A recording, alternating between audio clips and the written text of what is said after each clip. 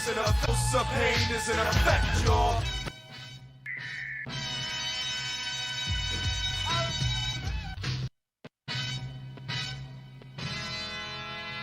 Jump around. Jump up and get down. Pack it up, pack it in, let me begin. I came to entitle me, that's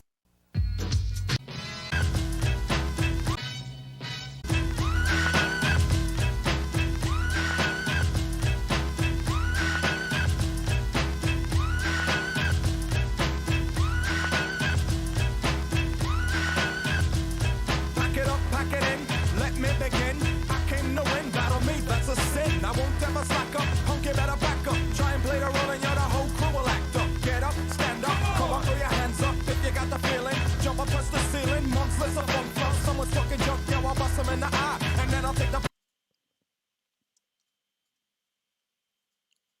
So we're going to start with the house of pain. and then launch into a remix. The pain is an effect, y'all, and anyone that steps. Where does it start? Right around here. Gotta get that first one.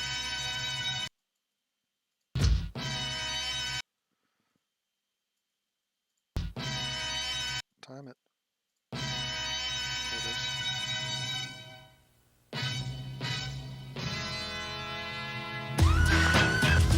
Okay.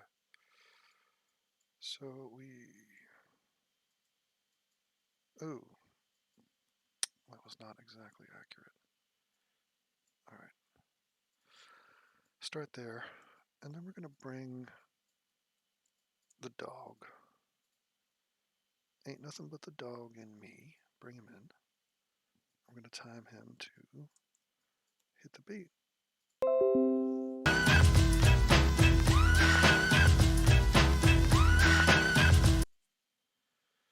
Huh? I get notifications from Facebook. I don't really use Facebook. I should probably do that. But and I'm just waiting now. And he tagged me in this for some reason. Cool.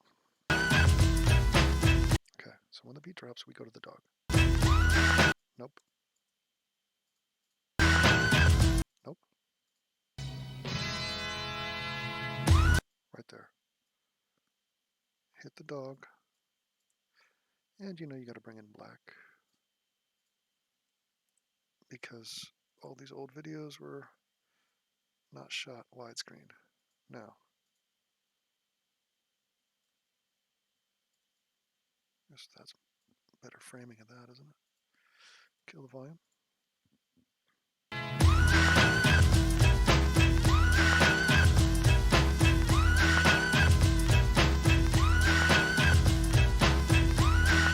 Okay, so it goes on for another,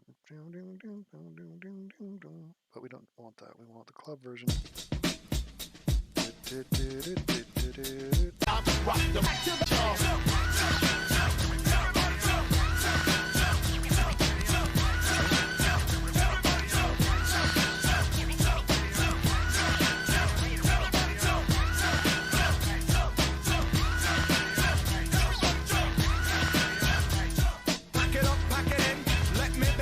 So, at around 1 minute in, although I don't know if we want to keep all those jumps. So, we gotta figure this one out.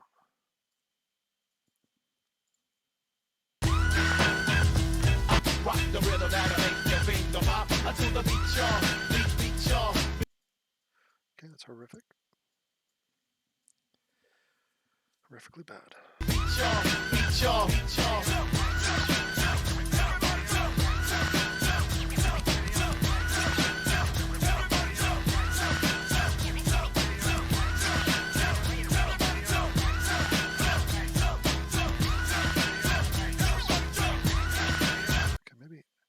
Starting from there seems potentially legit. So.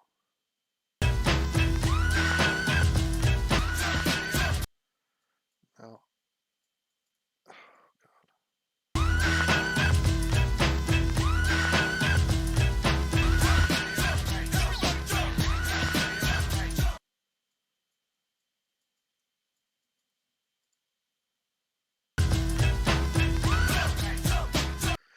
Alright, it's shit. How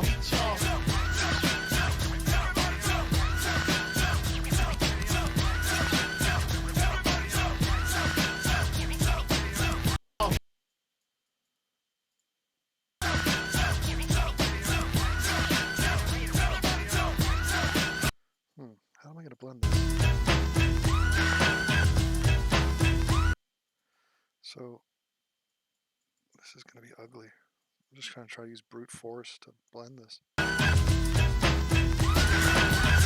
It's horrible. Trust me, I know. It's amazing that it gets worse and worse the more I dig around.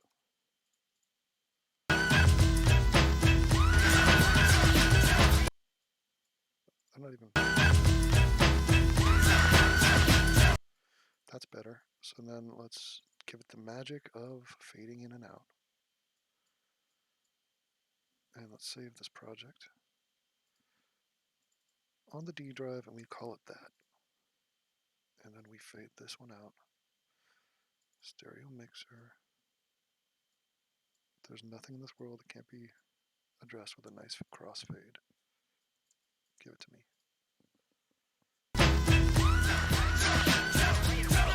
Okay, so the problem is the crossfade is too crossed. More like this and more like that.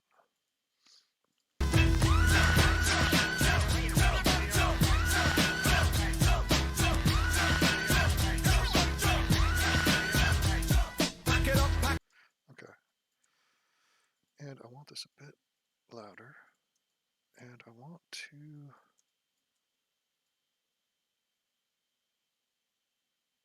Let's see. Let's look at some visuals here. Let's check the dog in all of his glory.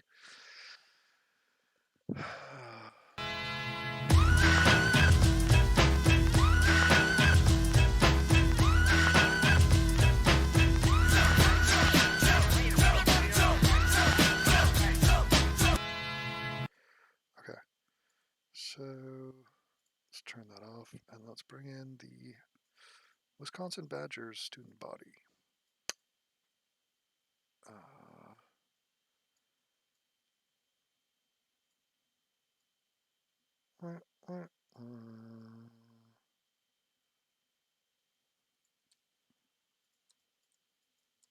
See what that does.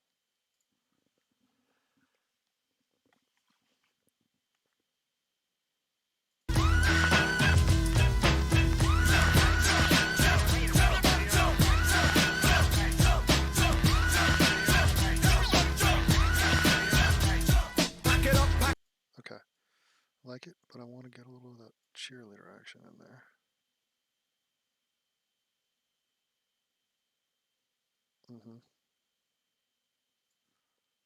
Like it.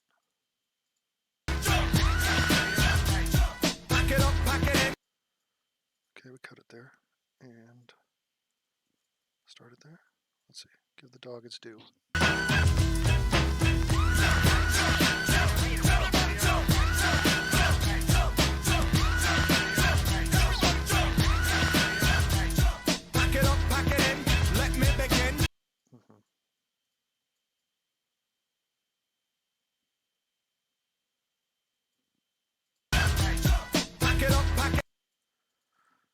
Alright, pack it up, pack it in. Maybe I'll go to the official music video. And we zoom it up. Kill the volume. He's walking through the crowd. He's talking about, ooh.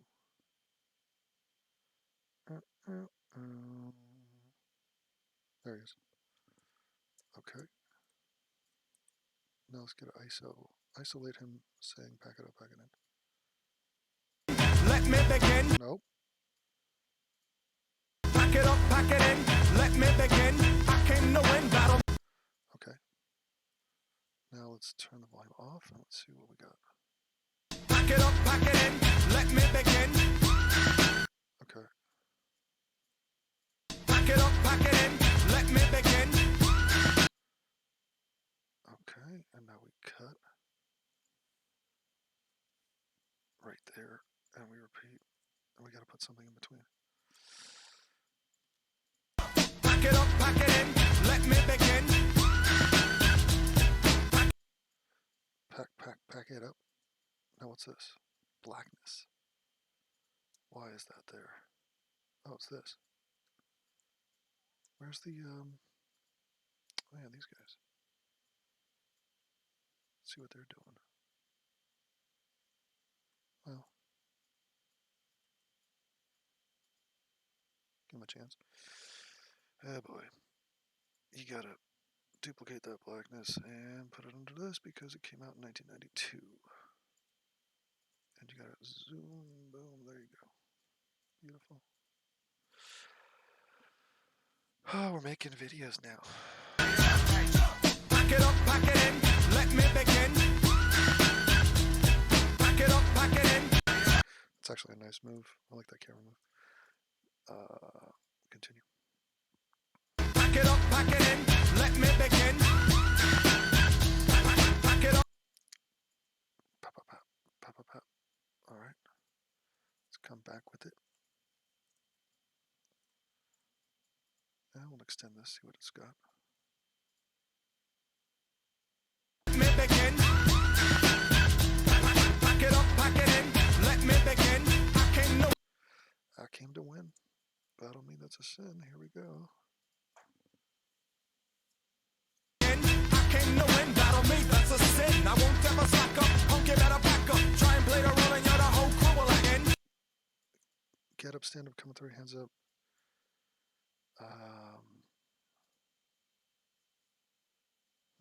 Crew will act up, get up, stand up, come up, throw your hands up. Get up, stand up, come up, throw your hands up. Okay.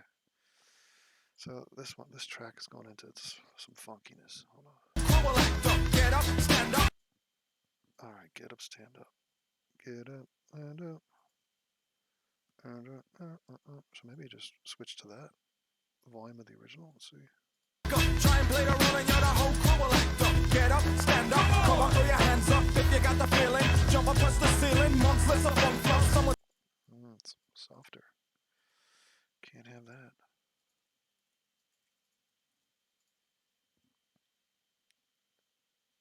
Someone's fucking junk, yeah, I'll bust them in the eye. And then I'll take the punks out, feeling funky. Amps in the trunk and All right.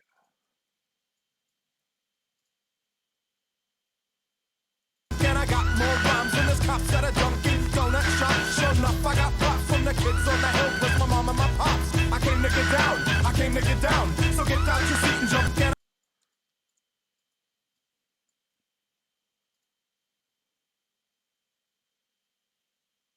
around, jump around, jump around, jump around, jump up and get down.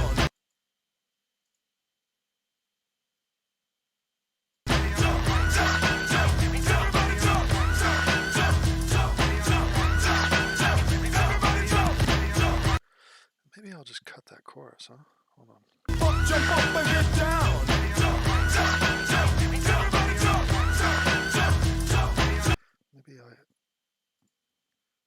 Maybe I go into this.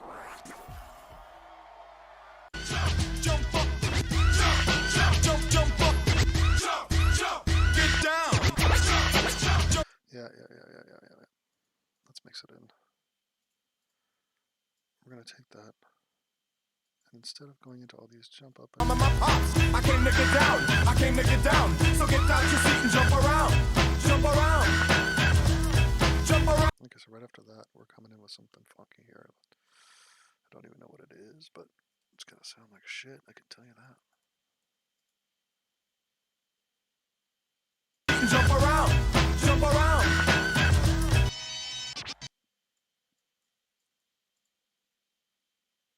Jump up. Jump up. Jump up. Jump up. Get down. Okay, it is way too soft. I want volume and I want it now. And let's cobble this together. Let's turn off that fucking visual. Jump up. Okay. It is awful, but it's my awful. Now.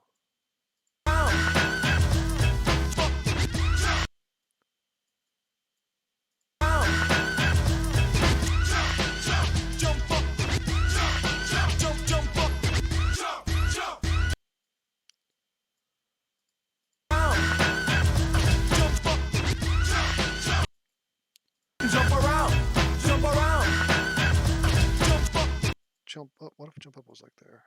Jump around, jump around, jump up. Oh, what if it's there? Jump around, jump around, jump up.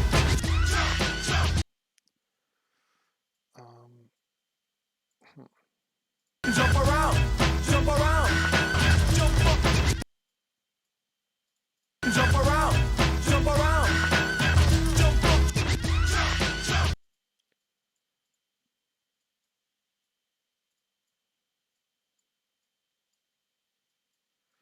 We're using the classic technique, crossfade. It's a way of bullshitting your way through life.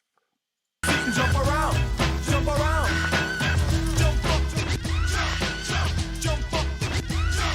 I like it. So, still want to go louder. 233 on the volume register. Jump around, jump around, jump up, jump up, jump up, get down. Get down, and then I'll serve your ass right there.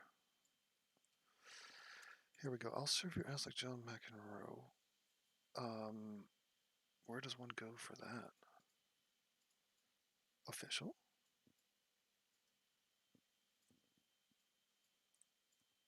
Okay. Let's zoom in to the, where is that? That'd be like, oh, no. Here we go. Get down.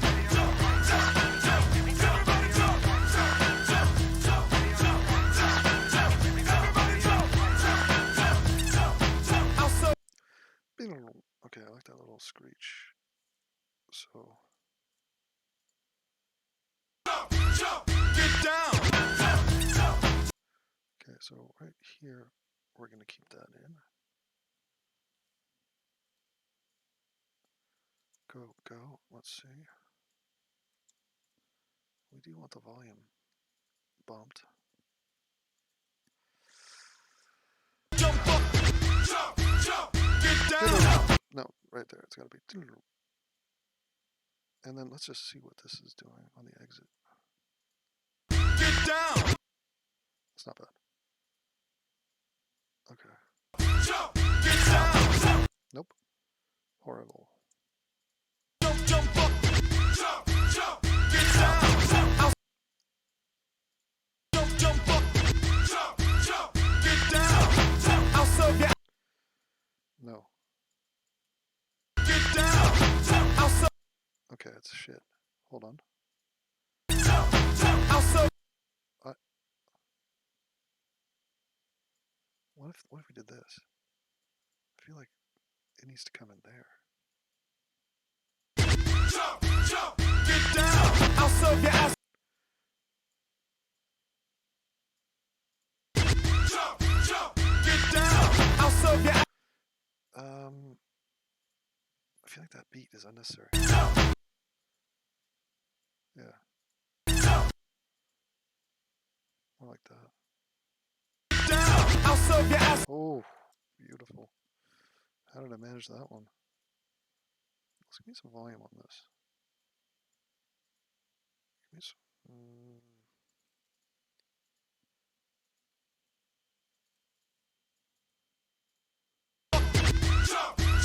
Get down. I'll serve your ass like John McEnroe.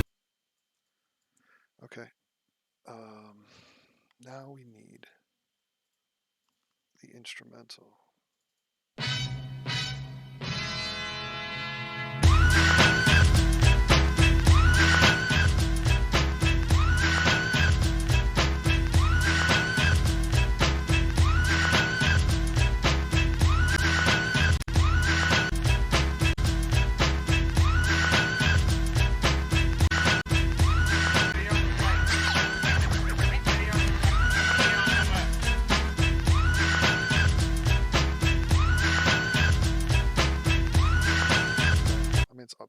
same beat the whole song. So I don't really.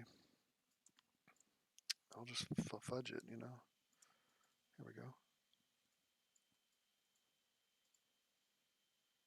I came to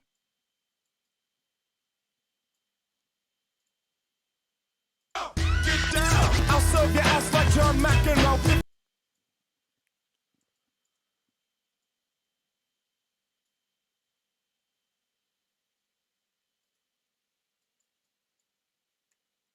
John Mack and roll. If your girl stay.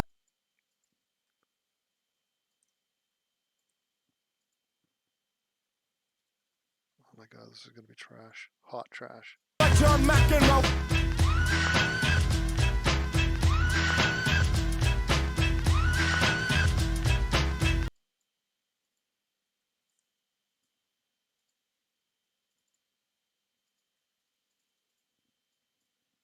I'll serve your ass like John Mack and roll.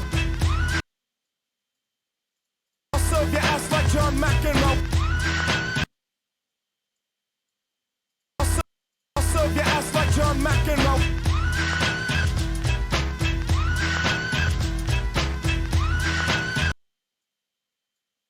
I'll serve your ass like John Mack and roll. Amazing. Okay.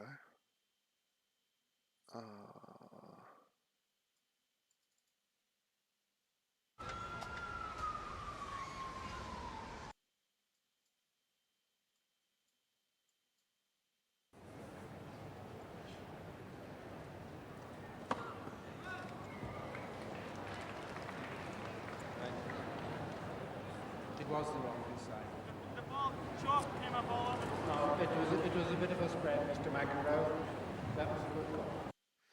It's actually, he's totally correct. I looked at the footage. He served an ace. It was straight in. He got dogged out on the call.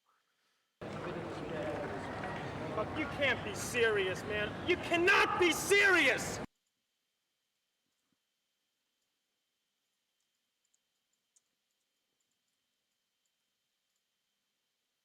Get down! I'll serve your ass like John Mack and roll. You cannot be serious! That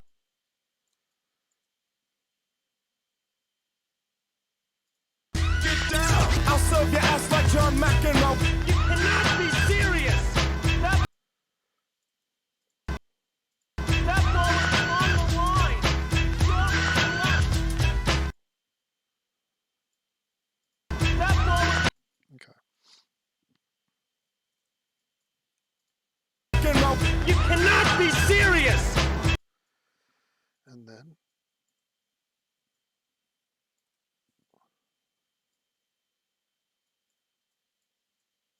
this is gonna take some fudging up a storm right now. John Mack and roll. You cannot be serious! That ball is John Mack and roll. You cannot be serious! That ball Ball was clear. John Mack and roll. You cannot be serious! That ball is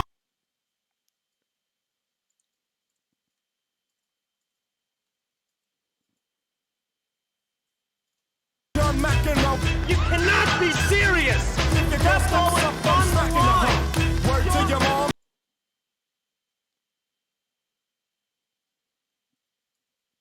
John Mack and roll.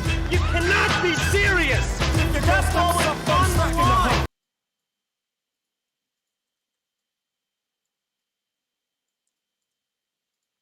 John Mack and roll. You cannot be serious! If your girl steps up, I'm smacking her. John Mack and roll. You cannot be serious! If your girl steps up, I'm smacking her. That ball is Word on to the your moms. I line! came. If your girl steps up, I'm smacking her. That ball is Word on to the your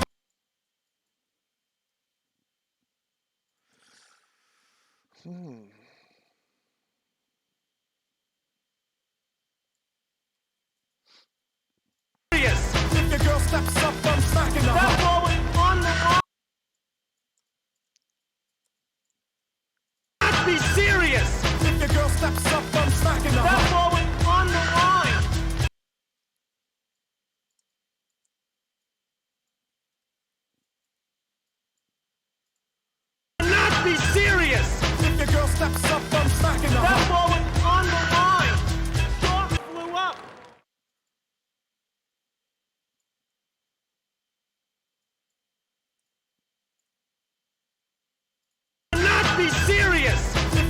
steps up, I'm smacking the That ball was on the line. Short left.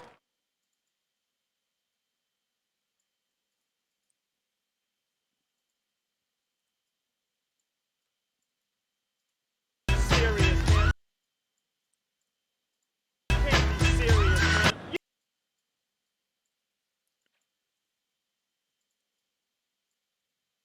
You can't be serious. steps up, I'm smacking the That ball was on the line. You can't be serious, man. You cannot be serious. If your girl steps up, I'm smacking the That ball was on the line. You can't be serious.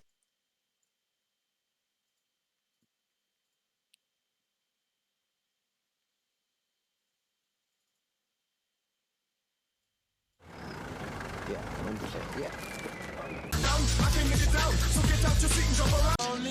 Jump up and get down. Jump, till the bottles caps off. Jump up and get down. Think it's a cop, but better yet, a Terminator. Jump around. Okay, are you ready? Operator, Are you ready? you have now found yourself trapped in the incomprehensible.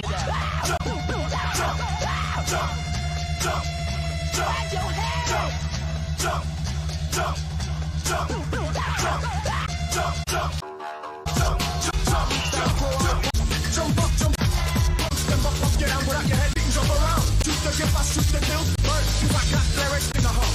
Word to your mom.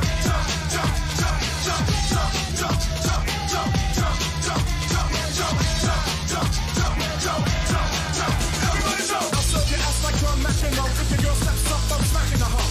Word to your moms, I came to drop bombs. I got more rounds than the bottles caps off. And just like the prodigal son, I've returned. Anyone stepping on me, you'll get burned. You got lyrics, but you ain't got none. If you come to battle, bring a shotgun. But if you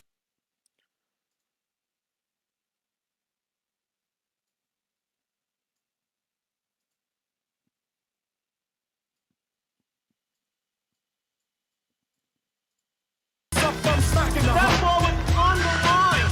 You can't be serious, man.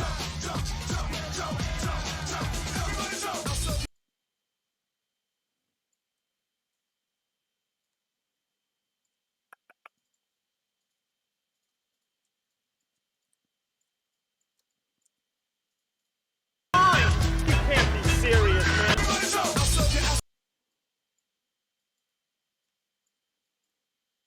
Serious. If your girl steps up, I'm smacking the That heart. ball was on the line.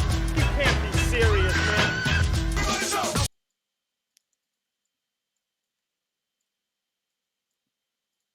Ball was on the line. You can't be serious, man. You cannot be serious.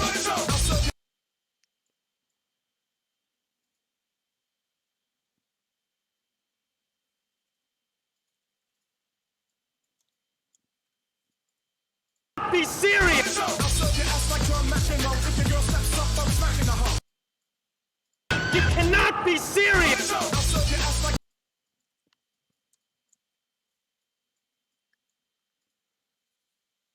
You cannot be serious. I'll serve your ass like you're a mack and You cannot be serious. I'll serve your ass like you're a mack and roll. If your girl steps up, I'm smacking the heart. Word to your moms, I came to drop bombs. I got more rounds than the bottles caps off. And just like the prodigal son, I've returned. Anyone stepping on me, you'll get burned. You got lyrics, but you ain't got none. If you come to battle, bring a shotgun. But if you do, you're a fool, 'cause I do. To the ground, trying to step to me and take your last breath. I got the skill, come get your fill. 'Cause when I shoot the gift, I shoot the kill. I came to get down, I came to get down. So get out your seat and jump around. Jump around. Jump up and get down. Anyone stepping on me, you'll get burned. You got lyrics, but you ain't got none. If you come to battle, bring a shotgun. Bring a shotgun. But if you do,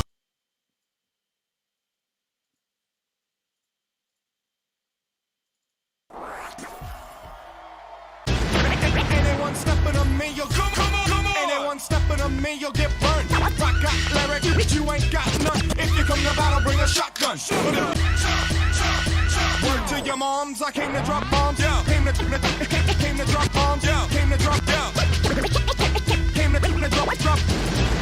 Anyone stepping on me, you'll come on. Anyone stepping on me, you'll get burned.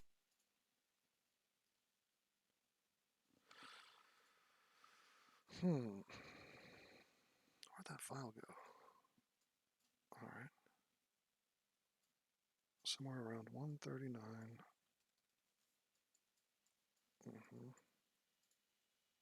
Me, you'll come on. Anyone stepping on me, you'll get burned. Anyone stepping on me, you'll get. Anyone stepping on. Anyone stepping on me. Anyone step from the battle, bring a shotgun. Anyone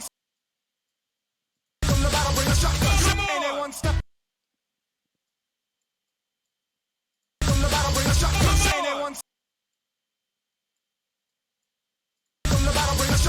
Anyone stepping on me from the battle, bring a shotgun. Anyone stepping on me from the battle, bring a shotgun. Anyone stepping on me. You ain't got none. If you from the battle, bring a shotgun. Anyone stepping on me. You ain't got none. If you come to battle, bring a shotgun. Anyone stepping on me, you'll get burned. I got lyrics.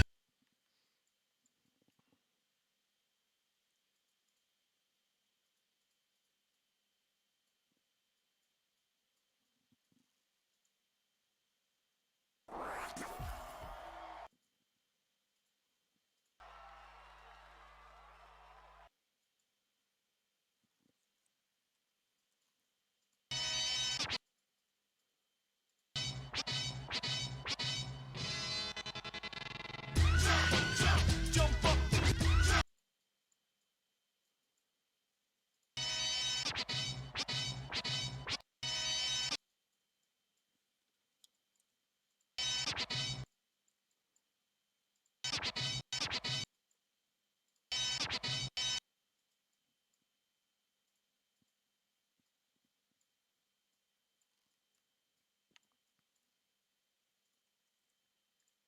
If you come to battle, bring a shotgun. Anyone stepping on me.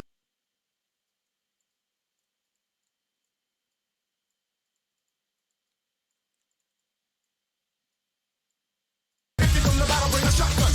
Anyone stepping on me. If you come to battle, bring a shotgun. Anyone stepping on me. If you come to battle, bring a shotgun. Anyone stepping on me, you'll get burned.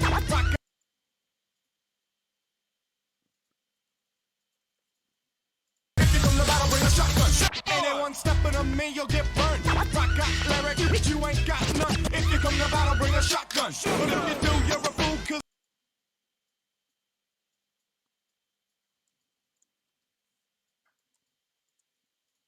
anyone stepping on me, you'll get burned. I got lyrics, but you ain't got none. If you come to battle, bring a shotgun. But if you do, you're a fool, 'cause I do to the death. Trying to step to me, you take your last breath. Come get your fill, 'cause I shoot the kill. I came to get down.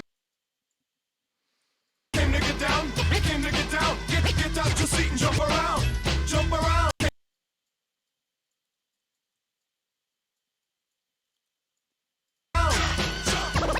Jump around. Jump around. Jump around. Jump around.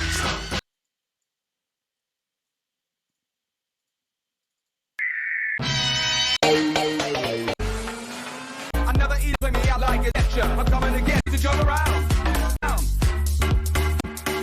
Cause it's a copper, better yet, I tried my name was Sega. But I ain't going out like no, it's a copper, better yet, a crop. I'll need you take your last breath. Cause when I shoot to get, I shoot to kill. I'm the cream of the crop. I rise to the top. I never eat a cause it's a copper, better yet, a Terminator. Like Arnold Schwarzenegger. Trying to play me out like as if my name was Sega. But I ain't going out like no punk. I'm coming to get ya. I'm coming to get ya. Spitting out lyrics, homie. I wet ya. I came to get down, I came to get down. So get out your seat and jump around. Top, jump around. Top, I never eat a. To the top, I never eat a. Cause it's a cop, better yet a Terminator. Like Arnold Schwarzenegger. Trying to play me out like as if my name was Sega. But I ain't. You take your last breath. Cause when I shoot to get.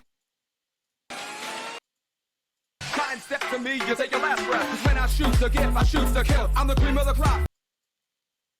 Cream of the crop. I'm the cream of the crop. I'm the cream of the crop. I rise to the top. I never eat a.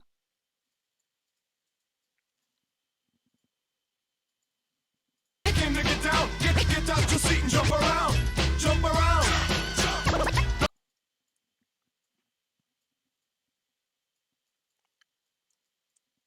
Jump around. I'm the cream of the crop. I rise to the top. I never eat a. Cause it's a cop, better yet a Terminator. Like Arnold Schwarzenegger. Trying to play me out like as if my name was Sega. But I ain't going out like no punk. I'm coming to get ya. I'm coming to get ya. Spitting out lyrics, homie. I wet ya.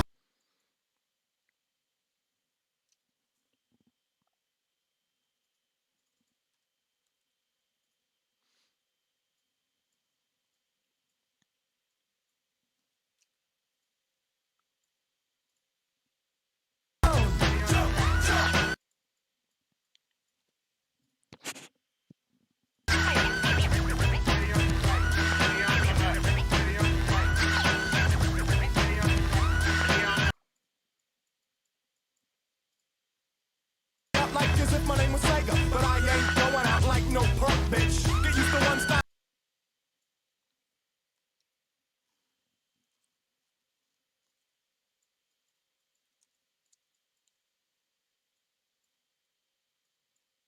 My name was Sega, but I ain't going out like no punk, bitch. Get used to.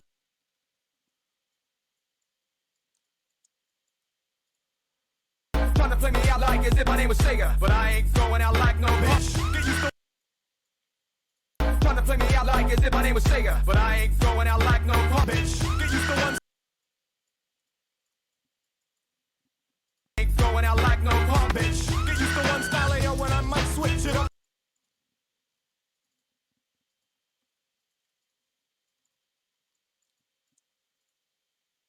Like no punk, bitch. Get used to one style, yo, when I might switch it up and around. Then buck, get down, put out your head and then you wake up in the dawn of the dead.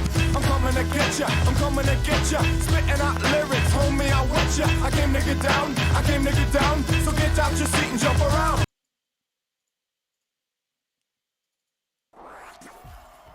Jump, jump, jump, jump, jump, jump, jump, jump, jump. Jump, jump, jump, jump, jump, jump, jump, jump, jump.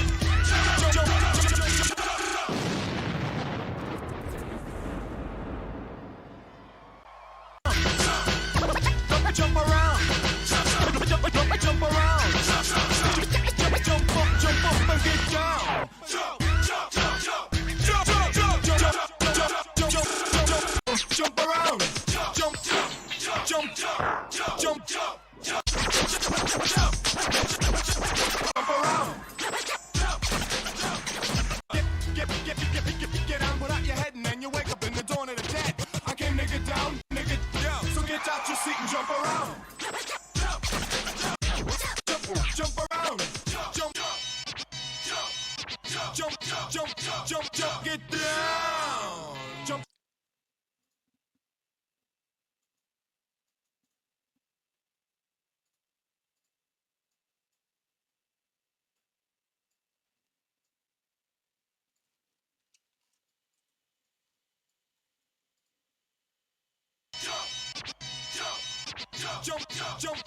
Jump, get down. Jump around. Jump.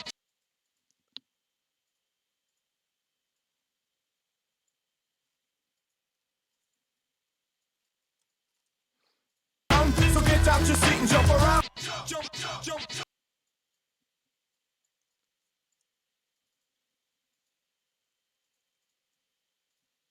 So get out your seat and jump around. Jump around.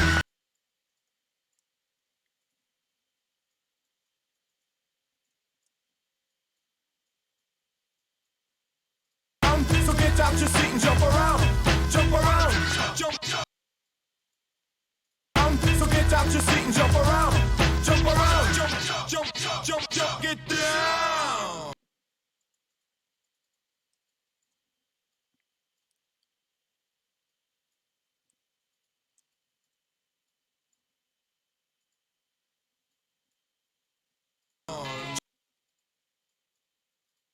jump around.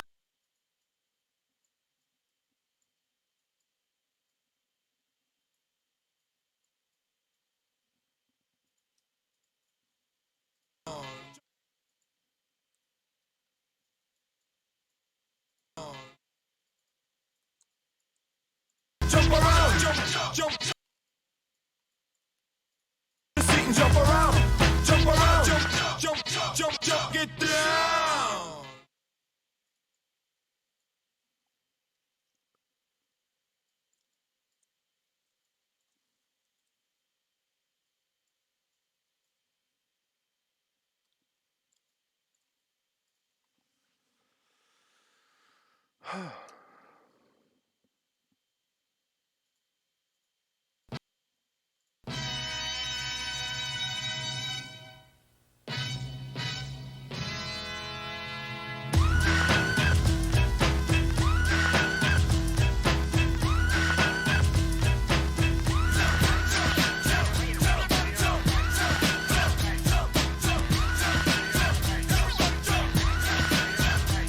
Pack it up, pack it in, let me begin. Pack it up, pack it in, let me begin. Pack it up, pack it in, let me begin. I came to win, battle me, that's a sin. I won't ever slack up, punk, you better back up. Try and play the role and you're the whole crew will act up. Get up, stand up, come on, throw your hands up if you got the feeling. Jump up, press the ceiling, months list of funk flow. Someone's fucking junk, yeah, I'll bust them in the eye. And then I'll take the punks out, feeling funky. Amps in a trunk and I got more rhymes than this cops at a junkie. Donut shop, sure enough, I got props from the kids on the hill with my mom and my pops. I came to get down, I came to get down. So get out your seat and jump around, jump around. Jump up, jump up, jump up, get down. I'll serve your ass like John Mack and roll. You cannot be serious!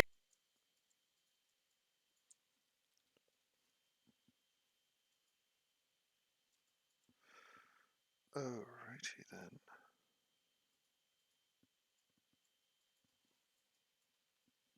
What's happening here? What is our volume situation looking like here? What do we got?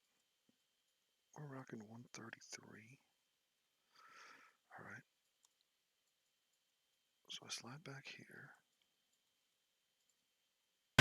Jump up, jump up, jump up.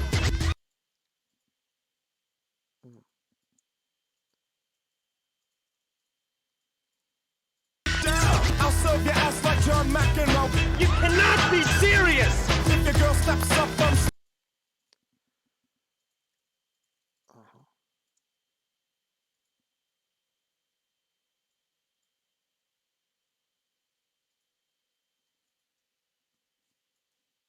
Mack and roll. You cannot be serious! Like that. A little bit less loud. Mack and roll. You cannot be serious! If your girl steps up, I'm smacking the That hoe. ball was on the line! You can't be serious, man. You cannot be serious! I'll serve your ass like John Mack and roll. If your girl steps up, I'm smacking the hoe. Smacking the That hoe. ball was on the line! You can't be serious, man. You cannot be serious! I'll serve your ass like John Mack and roll. If your girl steps up, I'm smacking the hoe. Word to your moms, I came to drop bombs.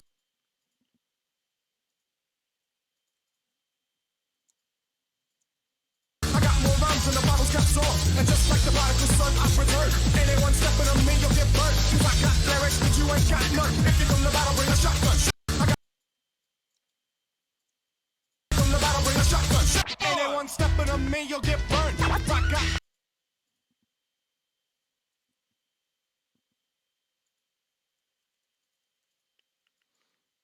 bring a shotgun. Anyone stepping on me, you'll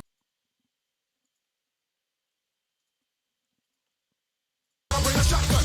Anyone stepping on me, you'll get burned. I got lyrics, but you ain't got none. If you come to battle, bring a shotgun. But if you do, you're a fool, cause I do to the death. Trying to step to me, you take your last breath.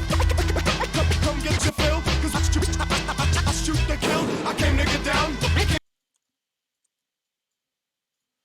Came to get down. Get out your seat and jump around. Jump around.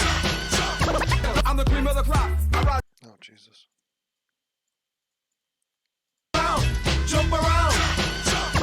I'm the cream of the crop. I rise to the top. I never eat a cause I is the cop, better yet a Terminator.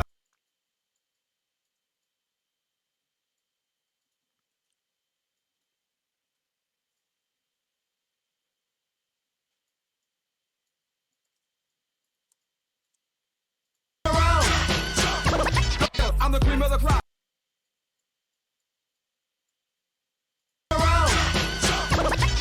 I'm the cream of the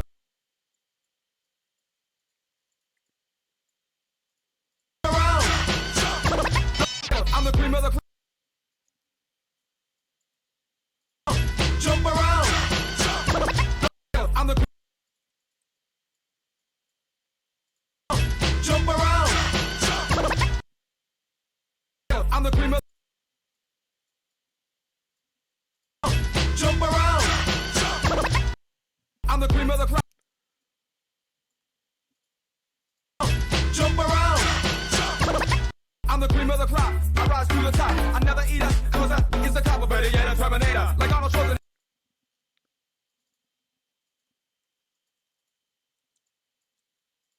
Trying to play me out like as if my name was Sega.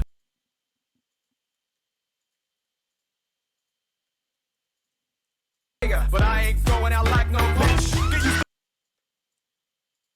but I ain't going out like no punk bitch. Get used to one style.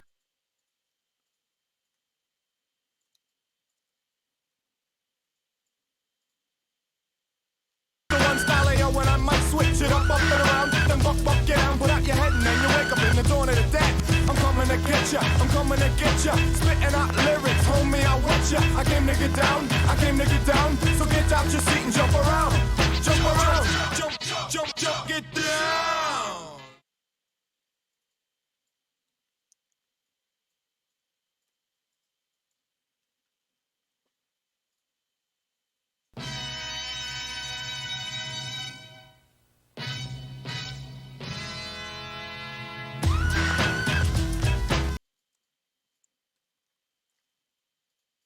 Alright, now we're gonna add some visuals.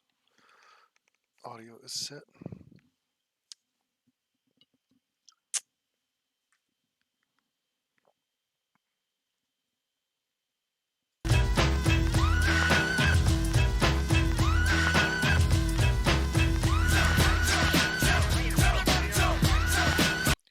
What just happened there?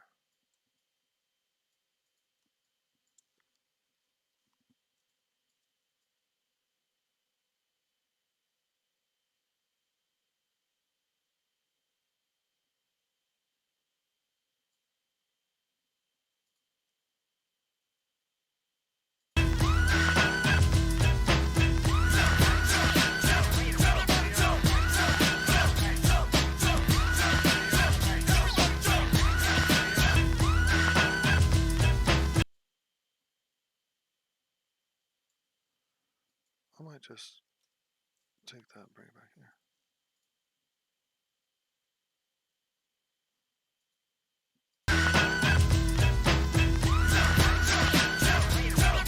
What the fuck is happening? There it is. That's the problem. Going crazy.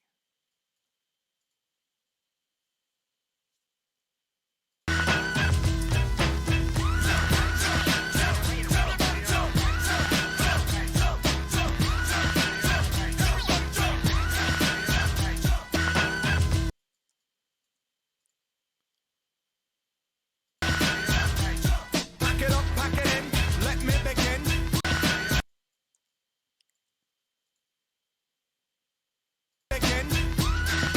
Now, I think I like to cut from here. Pack it in, let me begin. Pack it up, pack it.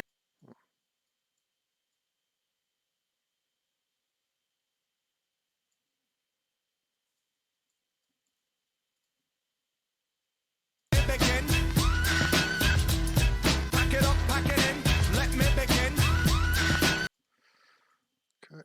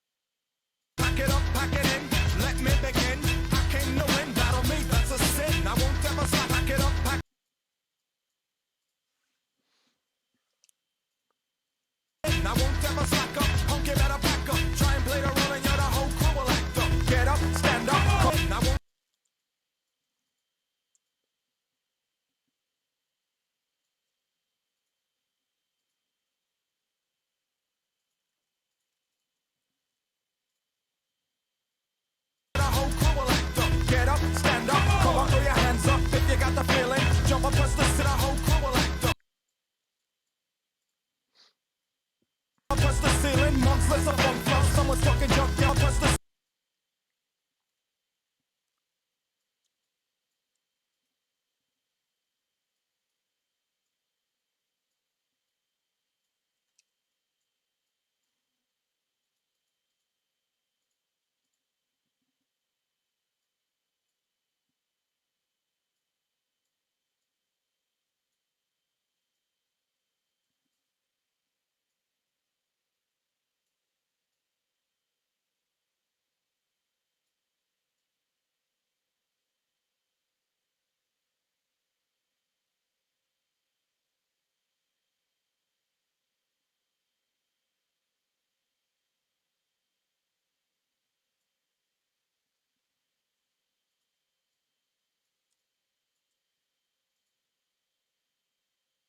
Jump, I press the ceiling, months, less a funk flow. Someone's talking junk, yo, I'm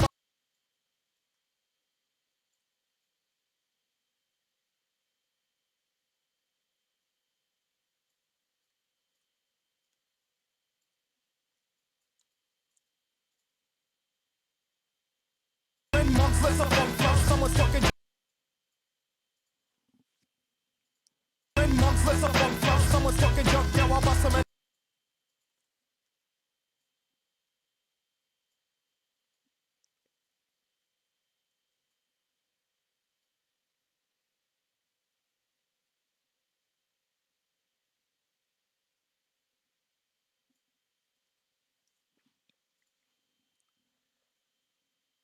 Months, less a funk flow. Someone's talking junk, yo, I'll bust 'em in.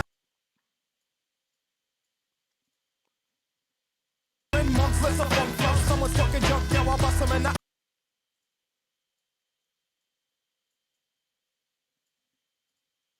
Months, less a funk flow. Someone's talking junk, yo, I'll bust 'em in the eye. And then I'll take the punks out, feeling.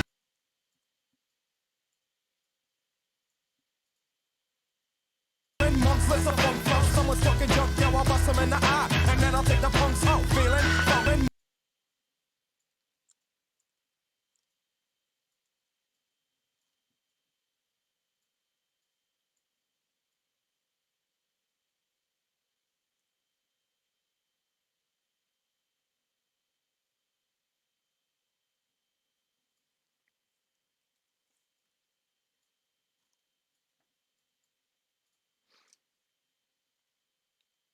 Feeling funky, amps in a trunk, and I got more rhymes than this cops at a junkie donut shop. Sure enough, I got props for feeling funky, amps in a trunk, and I got more rhymes.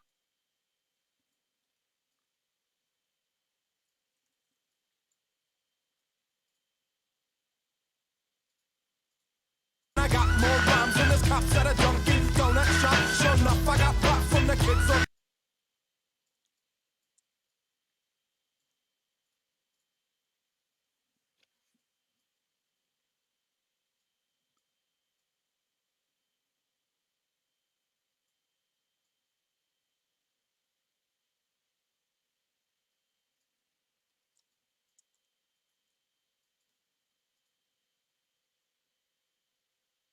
Props from the kids on the hill with my mom and my pops.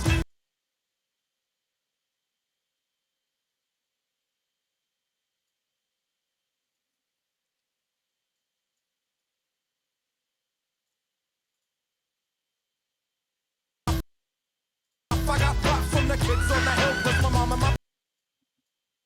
I got props from the kids on the hill with my mom and my pops.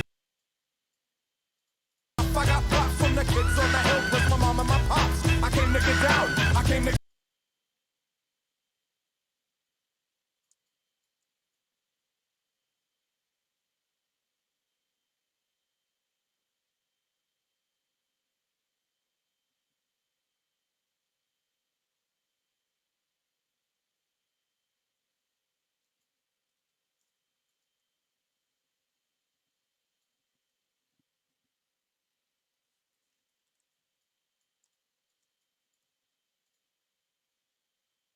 I came to get down. I came to get down. So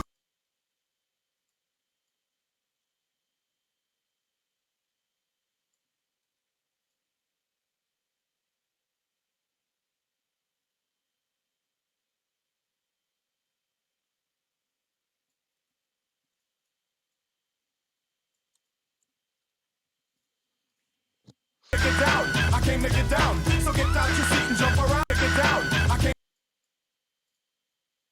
to get down. I came to get down. So get out your seat and jump around. Jump around.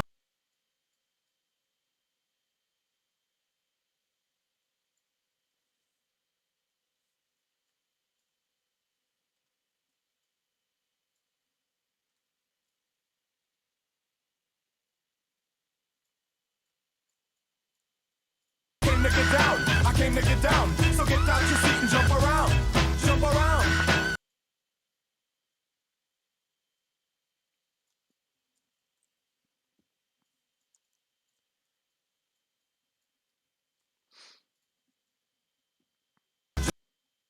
Jump around.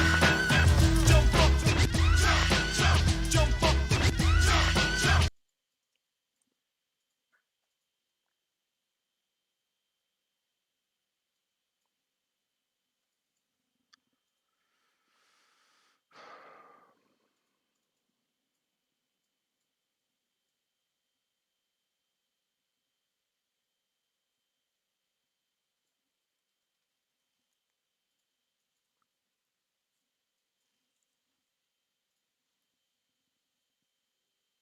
Jump around, jump around, jump up, jump up, jump around, jump around, jump up.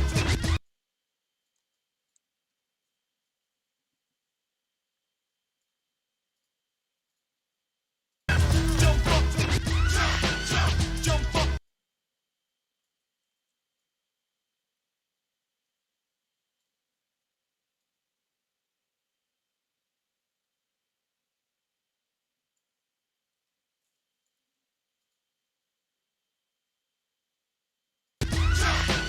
jump up.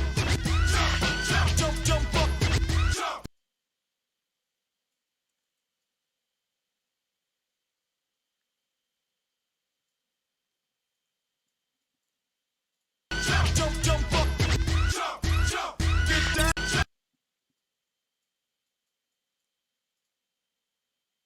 Get down. I'll serve your ass like John Mack. Get down. I'll serve your ass.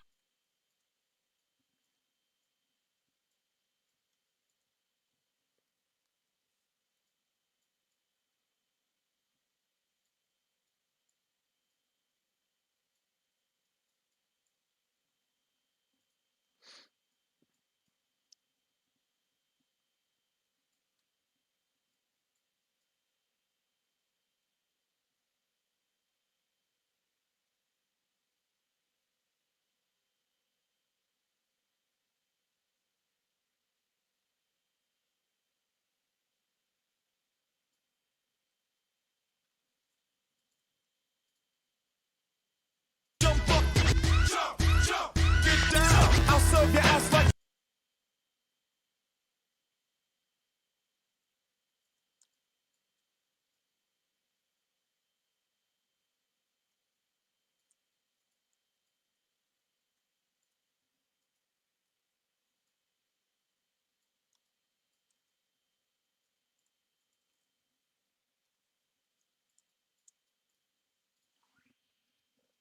Get down. I'll serve your ass like John McEnroe.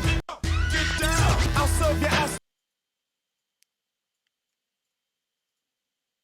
Get down. I'll serve your ass like John McEnroe.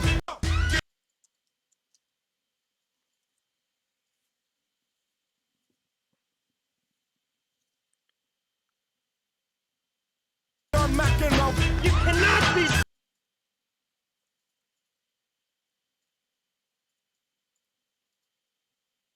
McEnroe. You cannot be serious!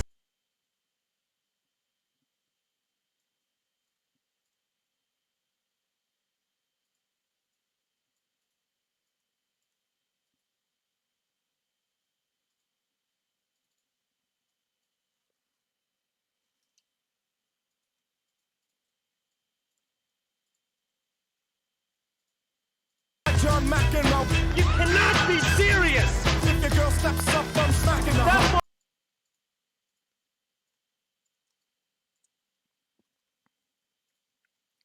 Girl steps up, I'm smacking her. That ball was on the line! You can't be serious, man! You cannot be serious!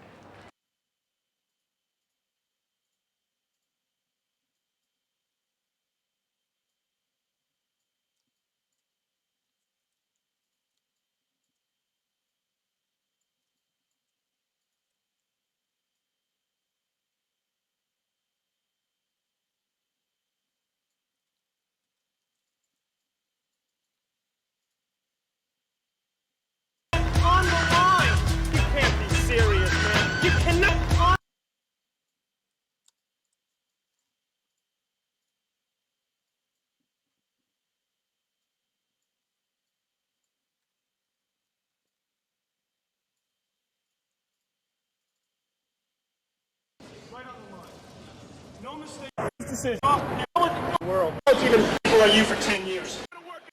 Against you. No, no serious. 30, 50. What? The line right. Mr. McEnroe.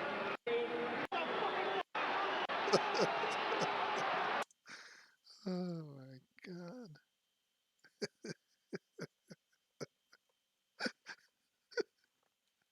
He didn't give a shit. Oh my god, he didn't care. In front of the world. Everyone watching. Like thousands upon thousands of people in the stadium. Forget the home audience. He didn't give a shit. Oh my god, a white afro? What is not to fucking adore about John McEnroe? I should do a top 10 John McEnroe outbursts. I mean, oh, shit. Now, what's happening here? Oh, I brought this one in.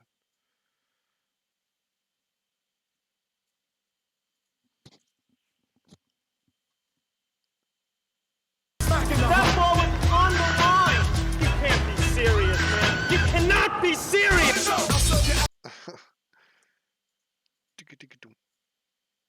right. On the line. You can't be serious, man. You cannot be serious. I'll serve your ass like John McEnroe. If your girl steps up, I'm smacking the hoe. Word to your mom.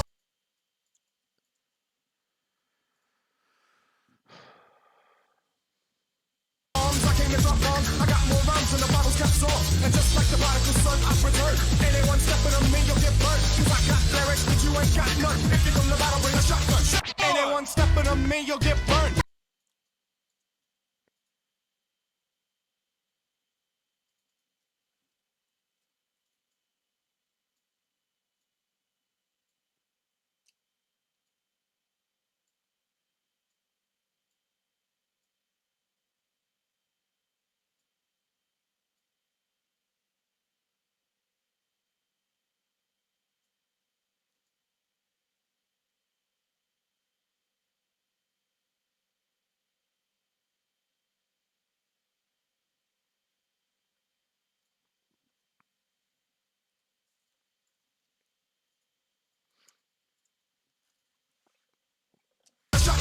Anyone stepping on me, you'll get burned.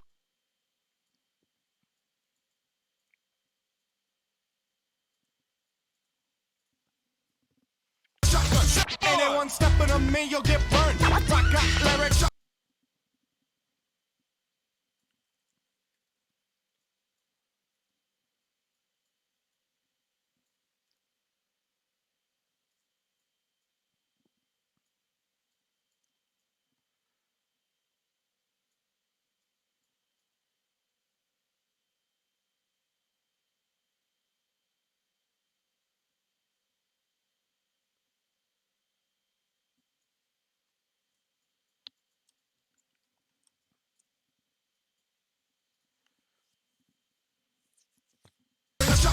Anyone stepping on me, you'll get burned. I got lyrics, you ain't got none.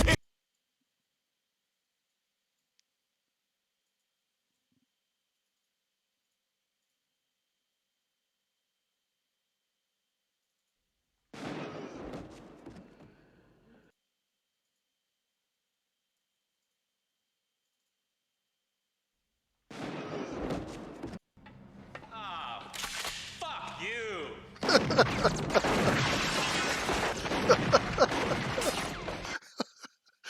I've never seen that. I've never seen that before. It's incredible.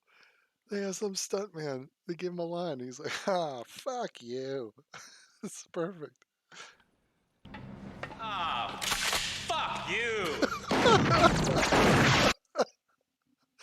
And he cocks the shotgun with one hand. Oh, fuck you. Ah, fuck you.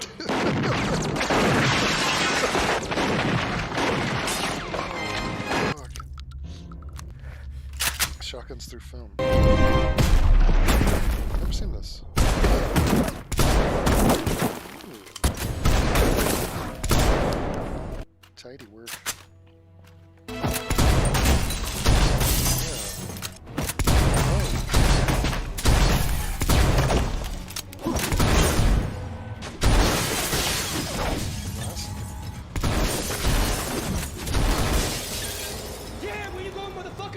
Huh? Where you going? He says war, baby!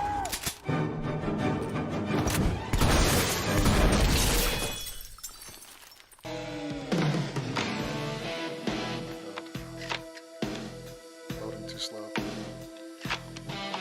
Too many muscles. What's that?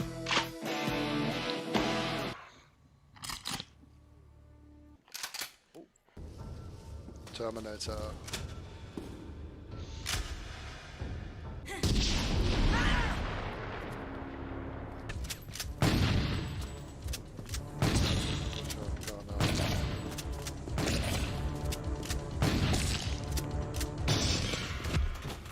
Those are nice.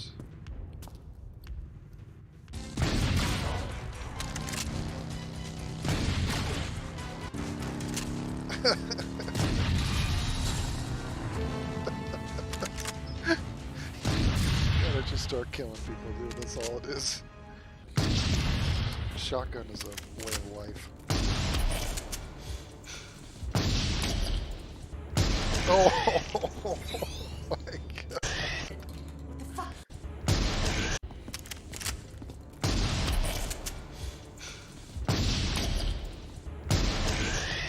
Wow. The dome. She's back. I haven't seen anyone.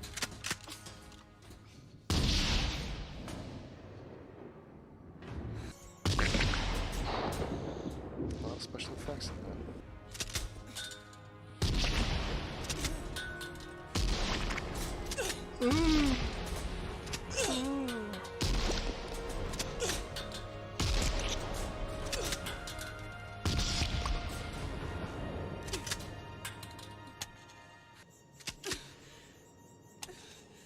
Darlene Sheriff. Neil's transportation. This is Heat. Done here. Get on the phone. That guy's Somewhere, Wes someone's Studi trying to put it together. from Last of the Mohicans. You don't believe Macaulay already had to get away late on?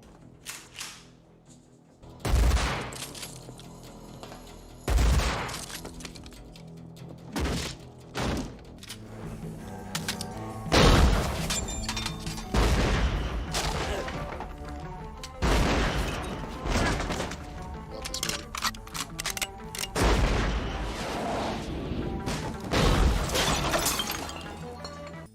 I like that. So we go 356. Got to get some Steve Buscemi in the mix. There we go. Watch out now. All right, so we need him loading up. Where's he loading?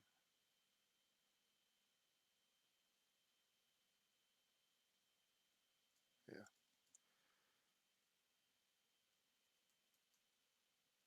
Right there.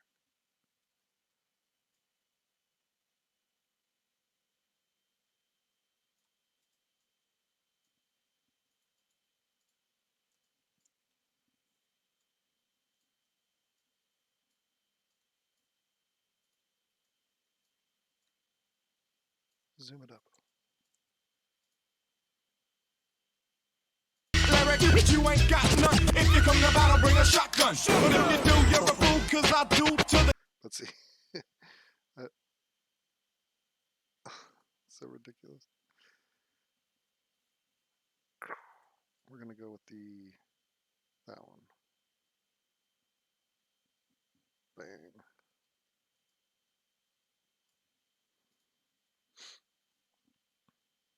ain't got none. If you come to battle, bring a shotgun. But if you do, you're a fool, cause I do to the death. Trying to step to me, you take. All right.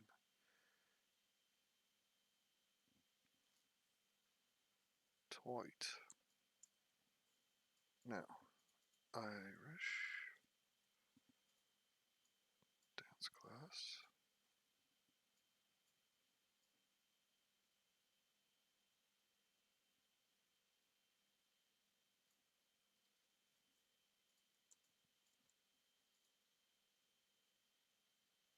The death, trying to step to me, you take your last breath. Come get your fill.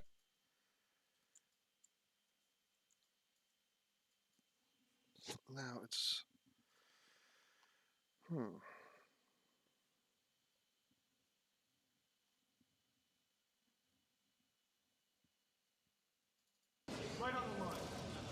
Why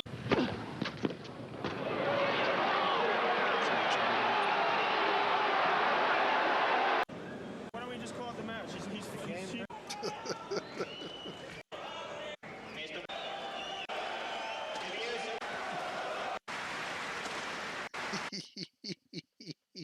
Yes.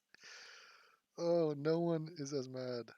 You will never be as mad as John McEnroe was mad at some of these calls, and the calls are shit. He's totally right upon further review, which makes it even funnier. He got completely robbed. Look at this. Look at this. Oh, it goes full zoom here. Watch. You cannot be serious, Wimbledon. So serving, typical. He hugged the line like this, all side style, like side saddle. I mean, look at that. Very unique. Wind up, slow, methodical, and then boom, that's an ace. Look, you can see the chalk. I mean, it lands. Hold on. This guy calls it out. Look. Watch why he's so confident it's an ace. Watch this. He goes, what? It was the wrong side. The ball, chalk came up all over. No, it was a bit of a spread, Mr. McEnroe. That was a good call. Excuse me? Excuse me. McEnroe, that was a good call. Excuse me? That was a bit of a spread. Look, you can't be serious, man. You cannot be serious! That ball was on the line! Chalk flew up! Look at this.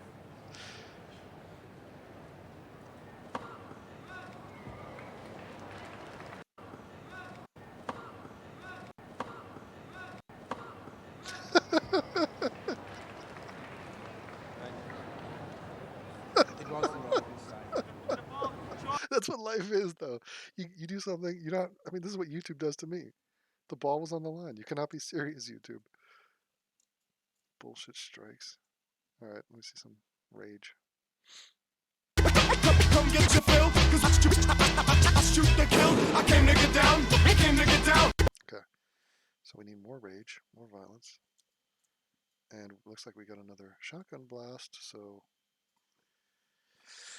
let's find a good shotgun blast, shall we?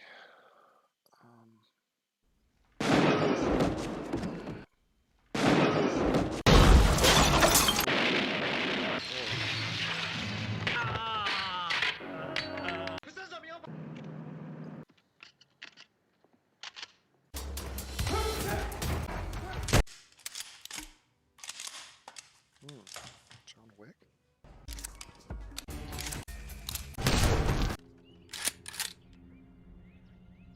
What was that?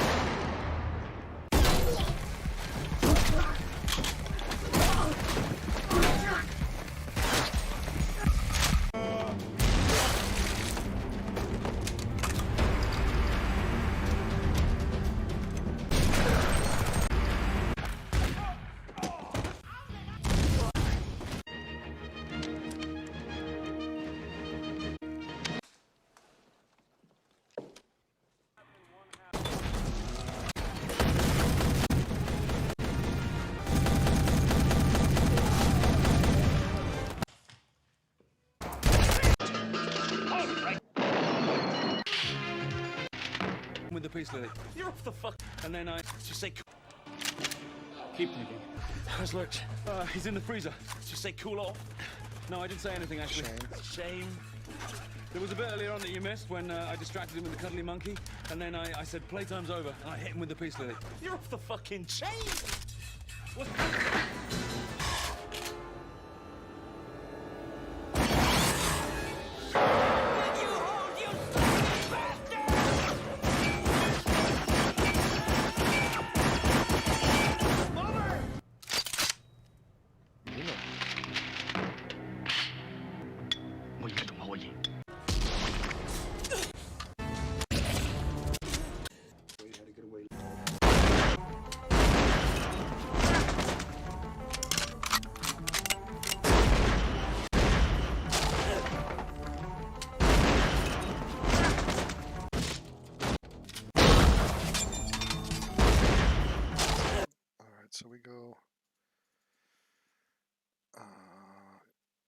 Oops.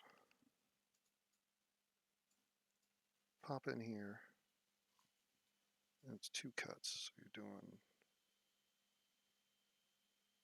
you're getting Antonio Banderas.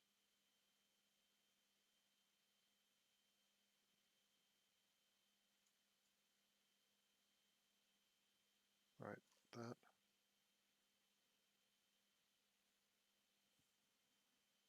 They had a hell of a time making that, didn't they?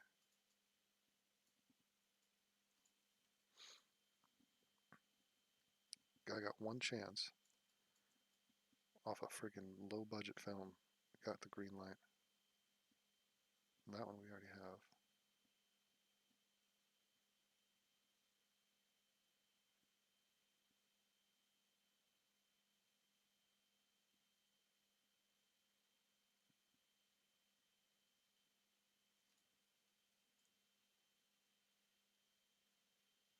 That's what we want.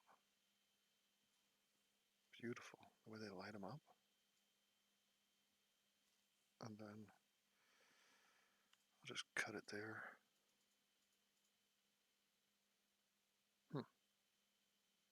Okay. Come get your fill, 'cause I shoot rap.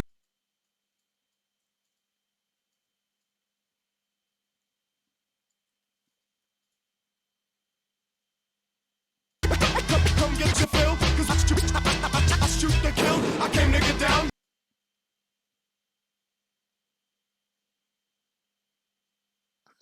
He did not do that.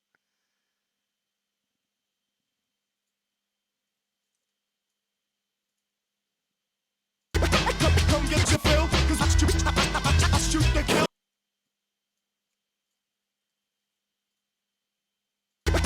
Come get your fill, 'cause I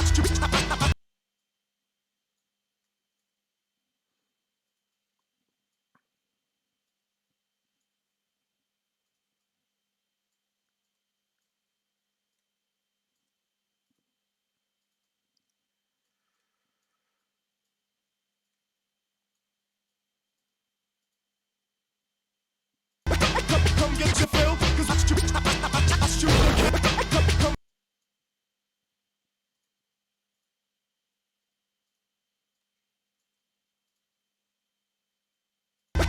Come get your fill, 'cause I shoot the kill. I came.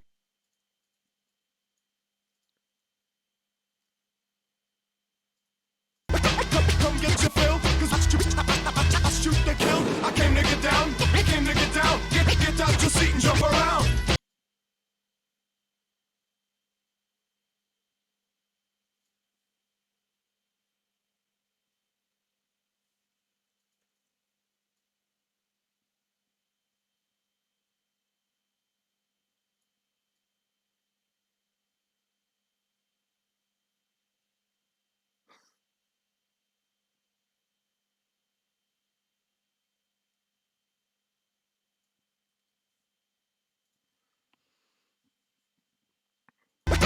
Come get your fill, 'cause I shoot the kill. I came to get down. I came to get down. Get out your seat and jump around.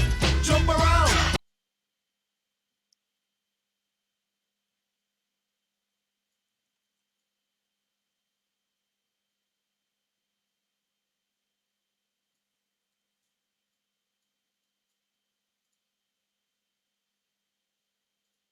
Get out your seat and jump around. Jump around. I'm the cream of the crop.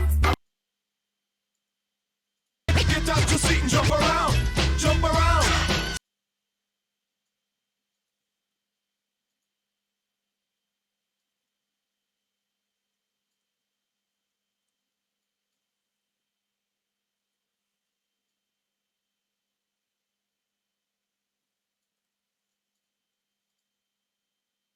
Jump around.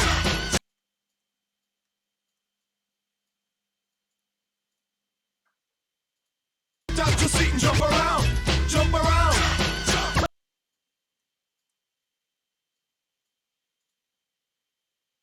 Get out your seat and jump around. Jump around. I'm the cream of the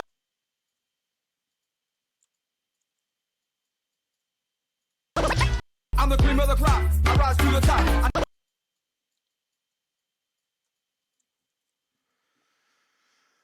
right, let's watch it up to that point.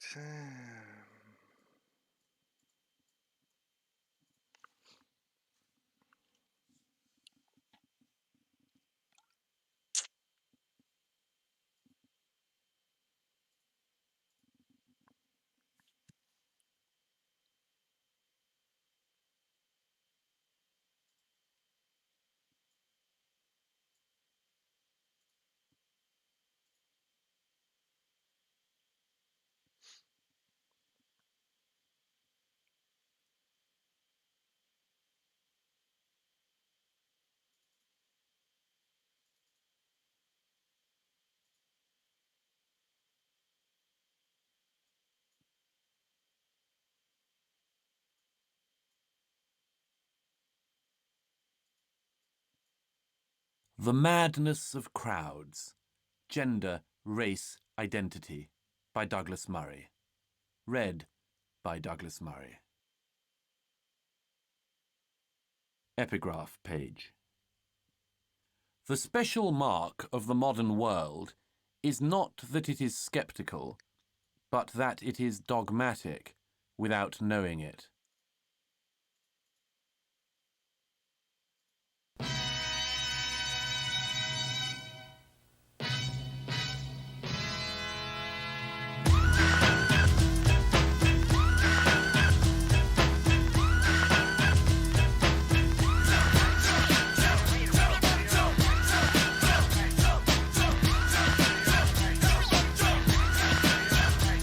Pack it up, pack it in, let me begin. Pack it up, pack it in, let me begin. Pack it up, pack it in, let me begin. I came to win, battle me, that's a sin. I won't ever slack up, punk, you better back up. Try and play the role and you're the whole crew will act up. Get up, stand up, come on, throw your hands up if you got the feeling. Jump up, touch the ceiling, months of funk flow. Someone's fucking junk, yeah, I'll bust them in the eye. And then I'll take the punks out, feeling funky. Amps in a trunk and I got more rhymes than this cops at a junkie donut shop. Sure enough, I got props from the kids on the hill with my mom and my pops. I came to get down, I came to get down. So get out your seat and jump around, jump around.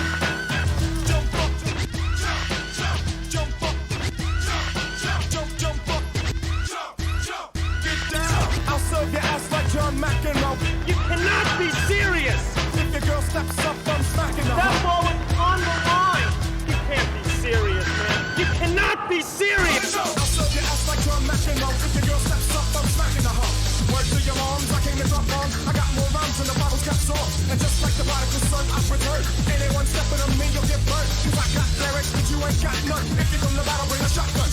Anyone stepping on me, you'll get burned. I got lyrics, but you ain't got none. If you come to battle, bring a shotgun. But if you do, you're a fool, cause I do to the death. Trying to step to me, you take your last breath. Come get your fill, cause I shoot the kill. I came to get down, I came to get down. Get out your seat and jump around, jump around.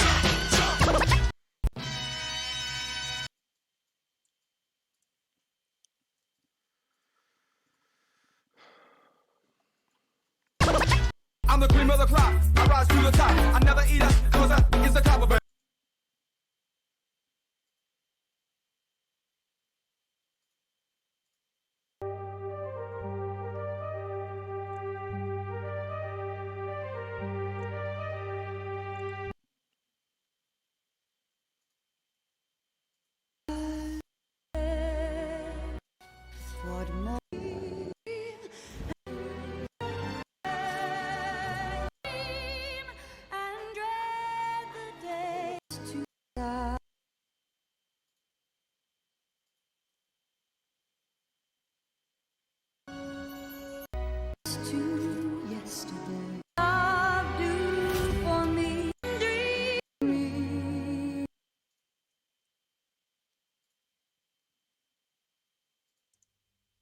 G.K. Chesterton. Oh my gosh, look at her butt. Oh my gosh, look at her butt. Oh my gosh, look at her butt. Look at her butt. Look at her butt. En Minaj. Introduction. We are going through a great crowd derangement. In public and in private, both online and off, people are behaving in ways that are increasingly irrational, feverish, herd-like, and simply unpleasant. The daily news cycle is filled with the consequences. Yet while we see the symptoms everywhere, we do not see the causes. Various explanations have been given. These tend to suggest that any and all madnesses are the consequence of a presidential election or a referendum. But none of these explanations gets to the root of what is happening. For far beneath these day-to-day Oprah events, Winfrey. a much Oprah Winfrey has taken time off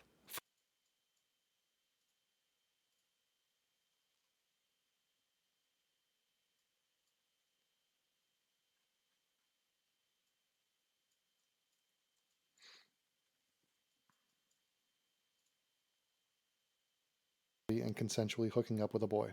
Begin. It has been just a short time now. There's a 60 Minutes piece, other stories. Now you're sitting here with me. Since you revealed yourself, where you're merging the two, Emily Doe with Know My Name, Chanel Miller. I read that during this whole time,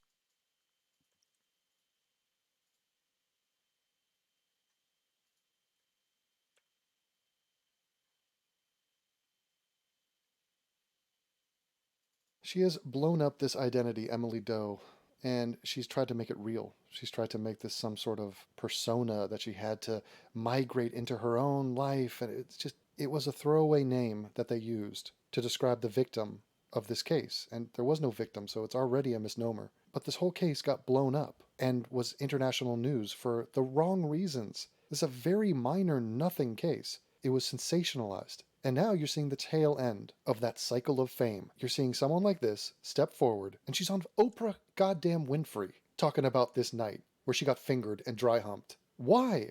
Someone asked the question why. Last night, what was it, Friday? Do you know how many people got fingered and dry humped? They're not going on Oprah next Sunday.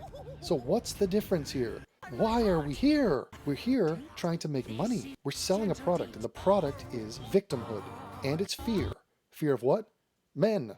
To get even more specific, white males. So people can look at this story, they say, oh, isn't it sweet? She's a woman of color. She claims to be a victim, and she was assaulted by a white man with blonde hair and blue eyes. Just throw that on top, cherry on top. People like that story. And that is why, if any of these things were different, it wouldn't be anywhere near as good. If she was a white woman, for example, if Brock Turner was a black man, we wouldn't be here. Do you know how many countless stories are not being talked about right now on Oprah? Forget this fingering. How about a girl who was actually raped? Go interview her. Bring her on the show. And if you want to know who raped her, well, the chances are, per capita, it's going to be a bleep. You don't believe me? I dare you to Google search that. I dare you. So just do the math in your head. A consensual fingering gets this attention, but a legit rape doesn't? Why?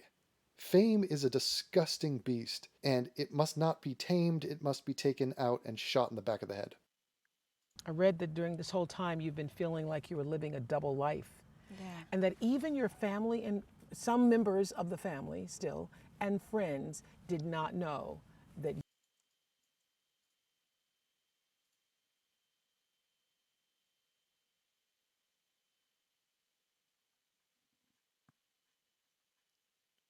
Is she special needs? That you were Emily Doe. Yes. Yeah. So what has it felt like to merge them? Well, today is the first day as my full self.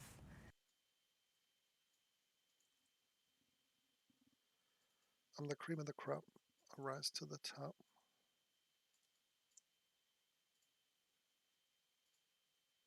Don't talk about 2 inches. Is she special needs? And it feels really amazing. Like, for so long, I felt like I was living a shrunken version of myself. Or maybe there's like a little 2-inch person in my chest operating this 4-limbed vessel that I...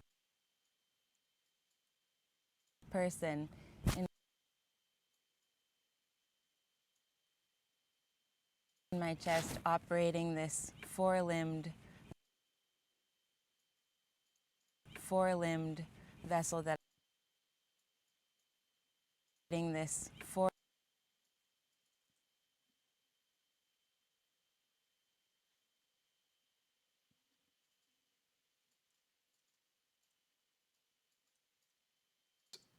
in the proximity of Brock Turner. Okay, he was boned up for sure. All right, that wasn't a pine cone sticking into you. That was, look, his operating tip is this 2 inches. Talk about 2 inches.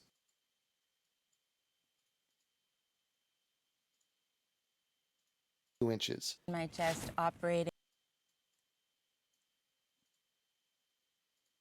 2 inches. 2-inch person in my chest operating this four-limbed vessel that I called my body. What in the fuck did I just hear? A four-limbed vessel called my body? Okay, I'm going to put the word vessel up there with spaces. If you're using the word spaces, as in, I tend to operate in spaces that are nurturing and compassionate, or I am a four-limbed vessel, what did you say? Then you and I are going to have an issue. It's like if you have an anime icon as your avatar, we're not going to be best friends. I don't know how else to put it. Now that's a look there, Oprah. I don't know how else to put it. But I felt extremely hollow. I have a question, and I'm not trying to be cute. Are her eyes open right now?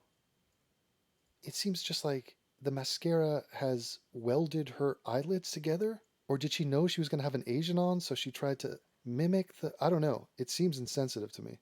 And is that... Her face is at rest, but her mouth is open. Like, not a little open, a gape, ajar. That can't be normal. Low and fragile, and now it feels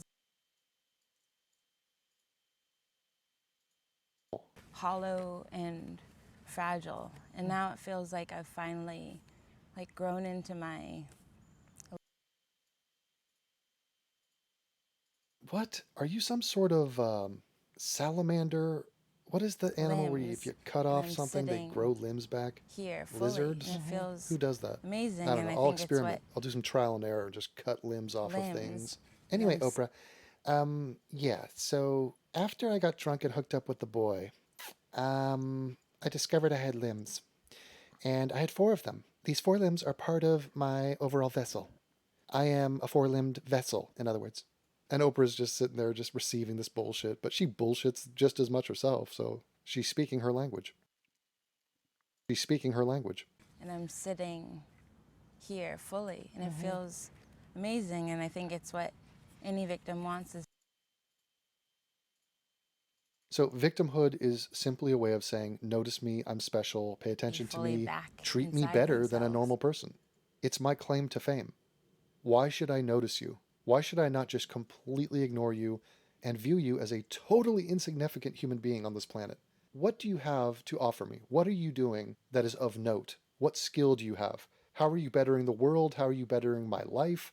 How are you contributing? I was a victim. What? That doesn't mean anything. So don't get me wrong. Even actual victims cannot play this game. Your victimhood cannot be the defining characteristic of your life. And by the way, there are many who don't let it be. They fight that urge to be, oh, well, something happened to this person, and so, oh, poor them, feel bad for them, and, let's get them a care basket or something. I don't know, send flowers, Jesus. Give them money, I guess, I don't know. So it's pathetic and weak for even actual victims to take this path. But she's not even a victim, and she's making millions. Is anyone else upset by this?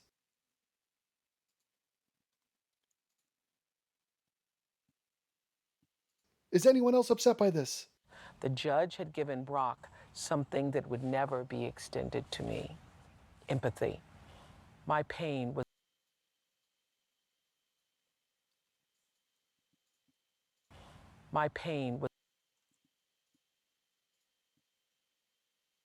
Chanel, everyone was at that court because of empathy for you. Chanel, there was a trial because of empathy for you. You ruined a man's life. That trial took 1.5 years, and he served time in jail for no reason. For no reason. This cannot be understated. Chanel Miller is not accusing Brock of anything. This whole thing is based on nothing. So the fact that he gave this dude a reasonable sentence for a first-time offender, when in my opinion he didn't even offend, why do I say that? Because there's zero evidence of it. Do you realize we're not far removed from the time of atheism, the new atheist movement? People would say shit like, Jesus, yeah, he cured a leper. What? He walked on water. Did he? Yeah, he rose from the dead. But what are you basing that off? A book? There's no evidence for that. So why would I believe that? Why would I believe Brock did something when you present me absolutely nothing to suggest that he did?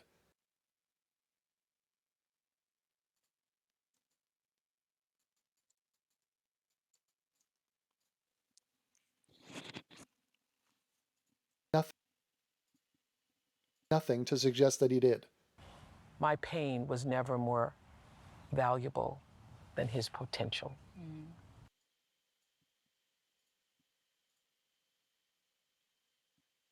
I'm beginning to hate this woman. My pain was never more valuable than his potential. Again, the man went to jail and you ruined his life and you're making millions off of it. I like how she views it as a competition. Me versus Brock. Don't pay attention to him. I hate it when people stop talking about me, stop praising me. I'm worth everything. What about my potential? Chanel, all I hear are the desperate whimperings of someone who has no value. They have no self-esteem, they have no accomplishments, and they just want attention. That's it. That's all we're looking at here.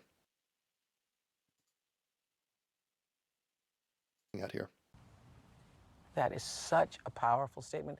So the judge.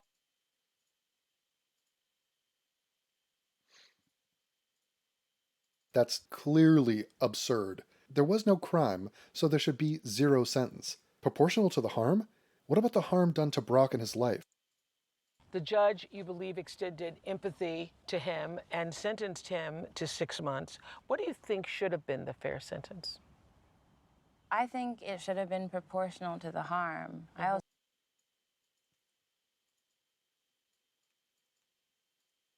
You should be sued for slander. You should be sued for launching a frivolous case against him. And all of his legal fees should be paid for by you. Clearly. And the friggin' sales you're getting from your stupid-ass book. I also know that there are young men of color serving far longer sentences for nonviolent crimes for having a smidgen.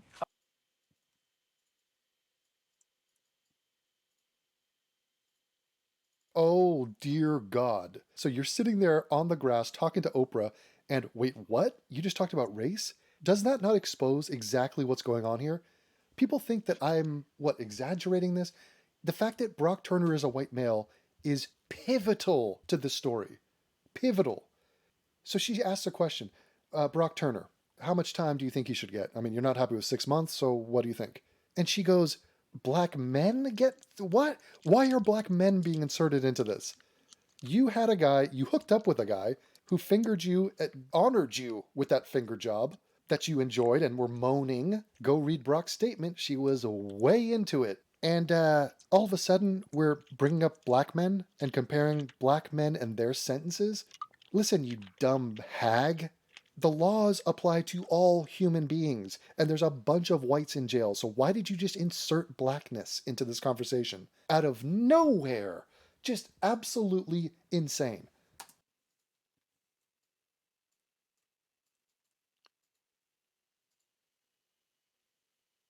Insane.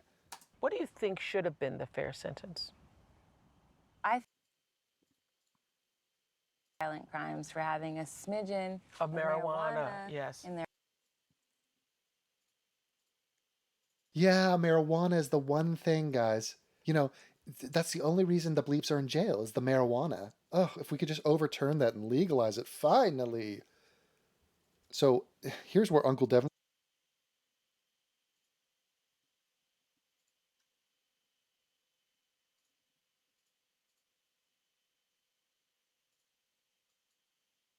Of us at Hope members to become to aimlessly happening. For far beneath these day-to-day events are much greater movements and much bigger events. It is time we began to confront the true causes of what is going wrong. Even the origin of this condition is rarely acknowledged. This is the simple fact that we have been living through a period of more than a quarter of a century in which all our grand narratives have collapsed. One by one, the narratives we had were refuted, became unpopular to defend, or impossible to sustain. The explanations for our existence that used to be provided by religion went first, falling away from the 19th century onwards. Then, over the last... Yeah, marijuana is the one thing, guys. You know, that's the only reason the bleeps are in jail, is the marijuana. Oh, if we could just overturn that and legalize it, finally.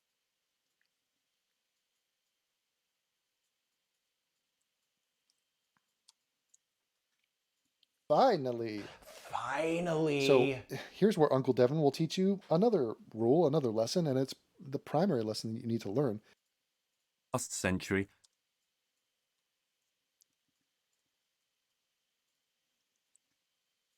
Primary lesson that you need to learn. I almost want to say don't ever pay attention to what you're paying attention to. Whatever's in front of you is the least interesting thing happening. It takes a long time to grasp that. That might be like way ahead of its time. That really came out of my four-limbed vessel in a real profound way. Anytime someone's presenting you an idea or raising one thing, you really have to have a default setting as to be like, why are you wasting my time bringing attention to this one thing when there's an infinity of other things I could be focusing on? And do you have the audacity to think that just because you brought up one specific thing, that I'm going to now be ignorant and completely unaware of every other thing you didn't just say? This is the difference between checkers and chess. Why did she just bring up black men and marijuana? Why don't you bring up crack? Why didn't you bring up meth? How about the white people in jail for marijuana? Do they not count? You realize there's more of them, right? There's more of them, but you didn't bring them up. So what is it you're trying to con me on here?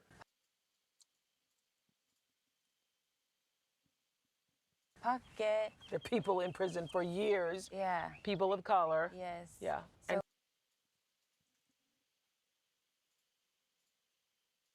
People of color. And now we get back to, so here's the conversation. Chanel comes out and goes, me special. Why? Me victim. Oh, okay. And who are you? Are you Emily Doe? No, me, Chanel Miller. Here's my book. Talk about me. Me, my pain, my empathy. What about Brock Turner? No, the judge, I don't want anyone thinking about him. Me. And now it's switched to the same language, by the way, but the language is now in Oprah's terms. People of color. Let's throw this fucking whale a bone. Or some krill, or whatever you feed a whale. Aha, so people of color are in jail for marijuana. Exclusively? No, not really. So then why bring it up? Oh, because it's her. It's Oprah. Me. Ah, right. So the conversation at its core, to get to the truth of it, two women, total egotistical freaks, talking about me, and the other one goes, aha, me. Oh, I see your point. Very nice. What about this? Me. Aha. What about this? Me. Aha. So did you have a number in mind or a sentencing in mind? Did you? at least 1 year. 1 year is the maximum for county jail.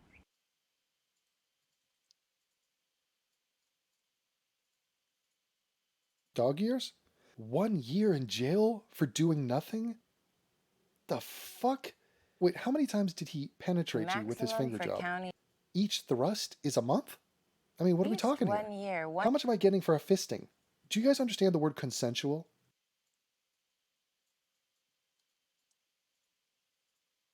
This woman didn't resist. She did not say no. She did not offer any objection. In fact, quite the opposite. She was initiating. She was down. Or what did the kids say? DTF. Down to finger. Okay?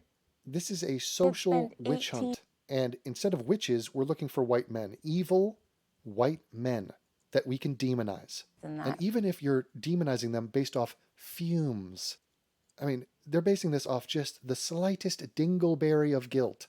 And I wouldn't even grant you that we don't even have a dingleberry of guilt here. We got nothing. And that's why I made that video for Brock Turner, an open letter to Brock Turner, which I put on my other channel. I mean, I'll put the link in the description. Go check it out. It's me pleading with Brock to come forward. Please, I beg of you, make money. Capitalize on your fame. Do not let her be the only one. It cannot get worse. Brock, you must do this. For truth, for justice, for karma.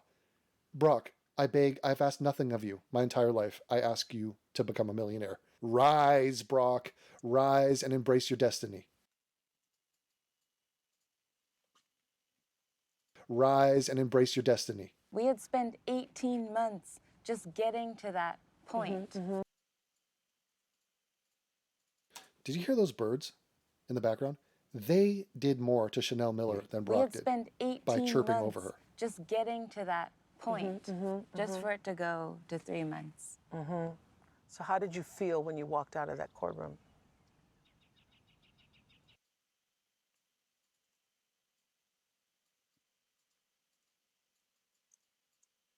Did you hear those birds in the back?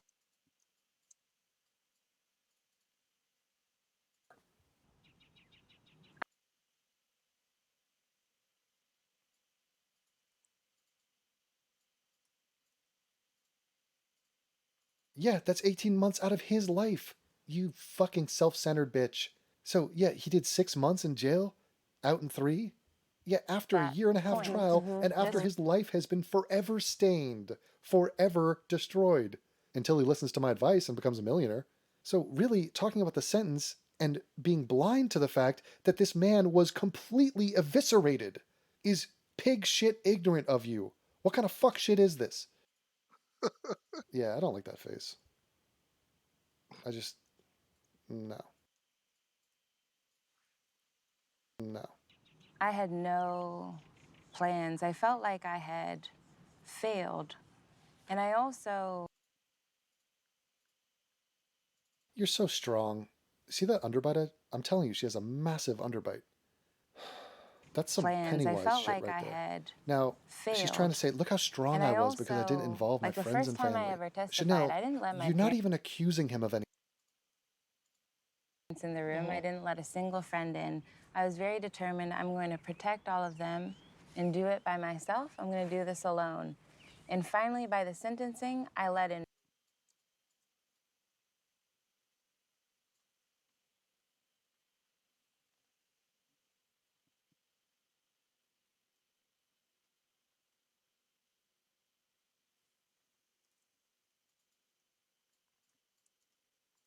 anything. Has anyone lost sight of that? Chanel, what did Brock do to you? I don't know. I've been informed he did stuff to me. And finally, by the sentencing, I let in some friends and family and thought this is my chance to show them who I really am and redeem myself. And as soon as it happened, I thought, this is why you do things alone. This is why you should have never let anyone in. You made that mistake. That was my regret. Redeem yourself from what? The shame of cheating on your boyfriend? The shame Anyone of getting completely in. wasted? You Or made- how about this? Here's a hidden layer. The shame of ruining an Let in innocent man's some life. friends and Does that family keep and you thought, up at this is my night? chance Or have you bought your to own show them lie? who I really am and redeem myself.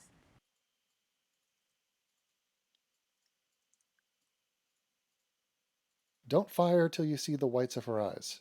So I guess no one will fire.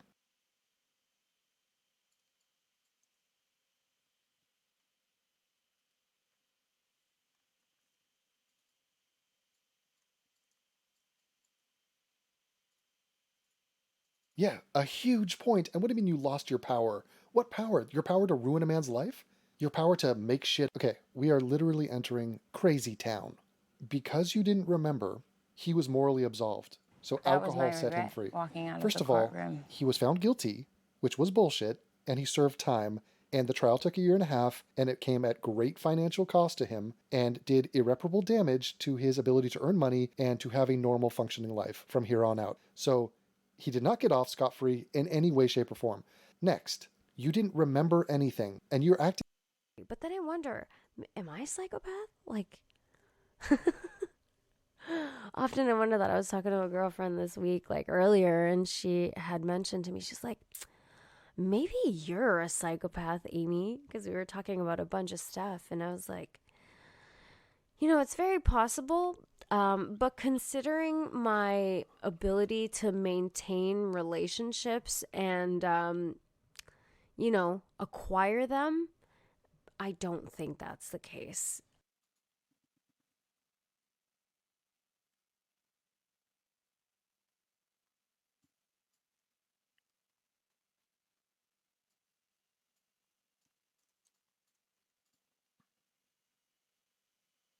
Both you and Brock Turner were intoxicated the night of the assault, and you write, alcohol freed Brock Turner of moral culpability, that because you don't remember, he was free to write the story. Yes.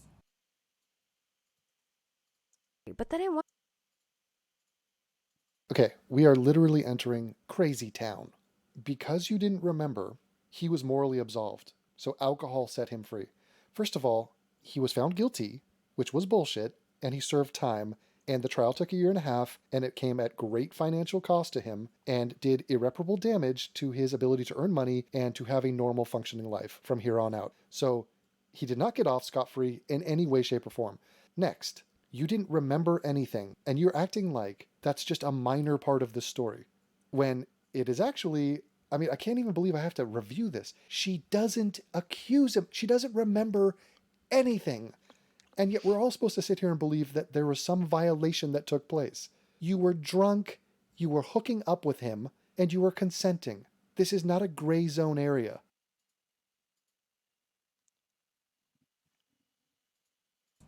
Tell us what you meant by that. I felt like I lost all my power when I didn't have memory, and in court the defense always reminded me, Chanel has no memory, Chanel has no memory. Tell us.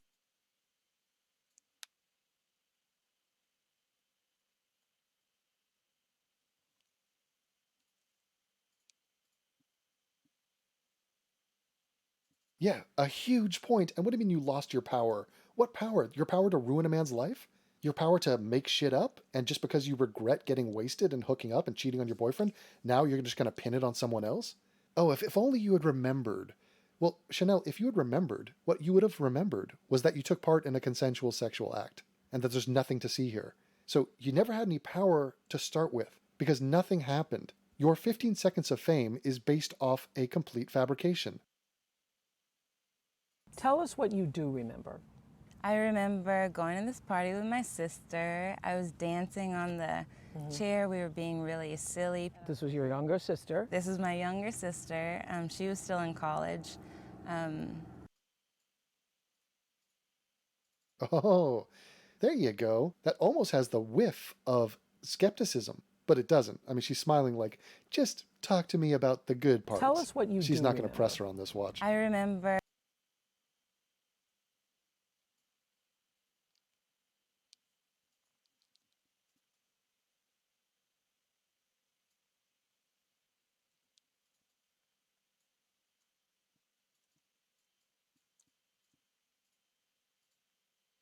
Yes, we're having a good time. Okay. Now let's get to the part where you destroy a man's life. Go ahead. in this party with my sister. I was dancing. Her on this watch. Going to this party with my sister. I was dancing on the chair. We were being really silly. This was your younger sister. This is my younger sister. She was still in college.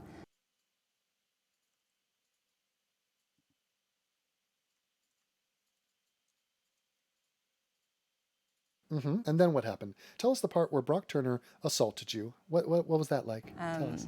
So it was all good for the beginning of the evening.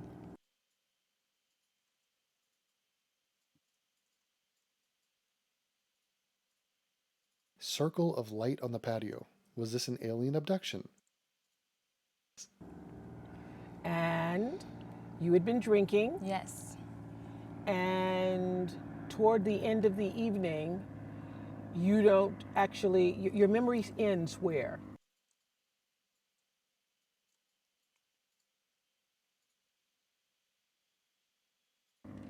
I was standing with my sister and a few other friends.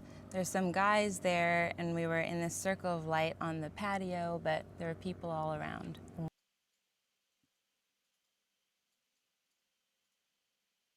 Circle of light on the patio. Was this an alien abduction?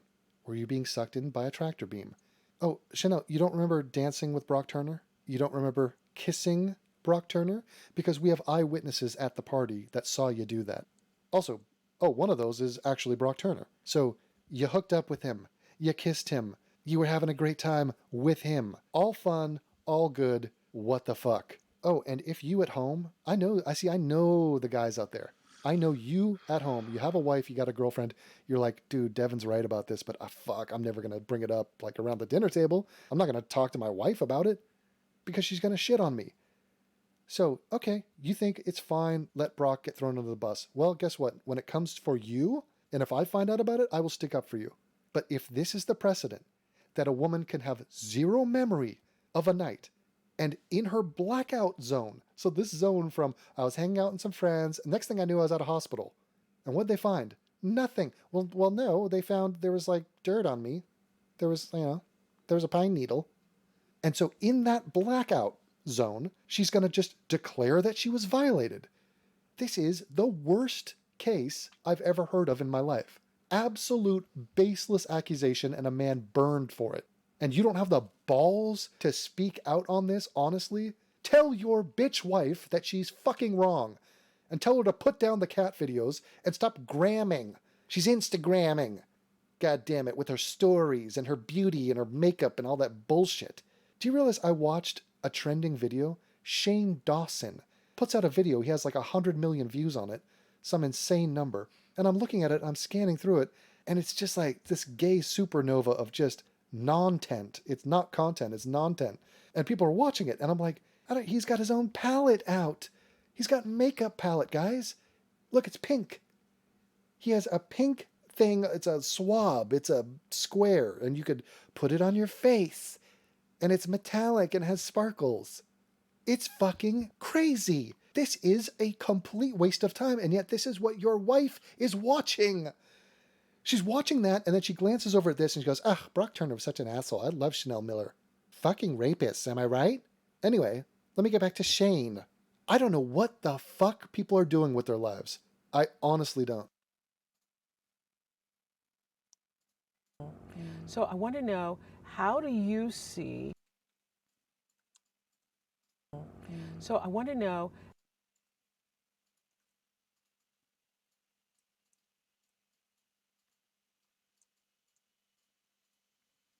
I want to know.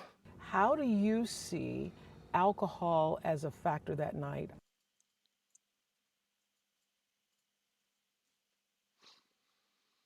I would say that no matter your blood alcohol level, there's no point in which you say, okay, now you forfeit bodily autonomy.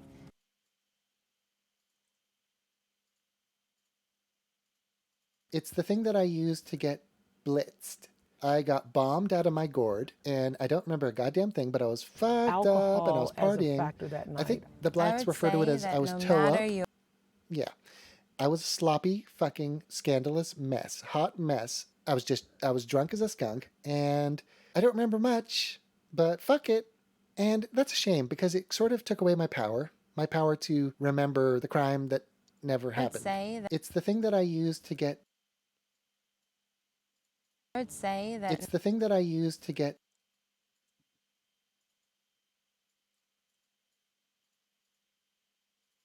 Chanel, shut the fuck up for a split second. Just close your snaggletooth mouth for one blip of time. Okay, no one said that if you drink a bunch, you lose bodily autonomy. And by the way, who speaks in those terms? You are responsible for your behavior, whether you drink or not.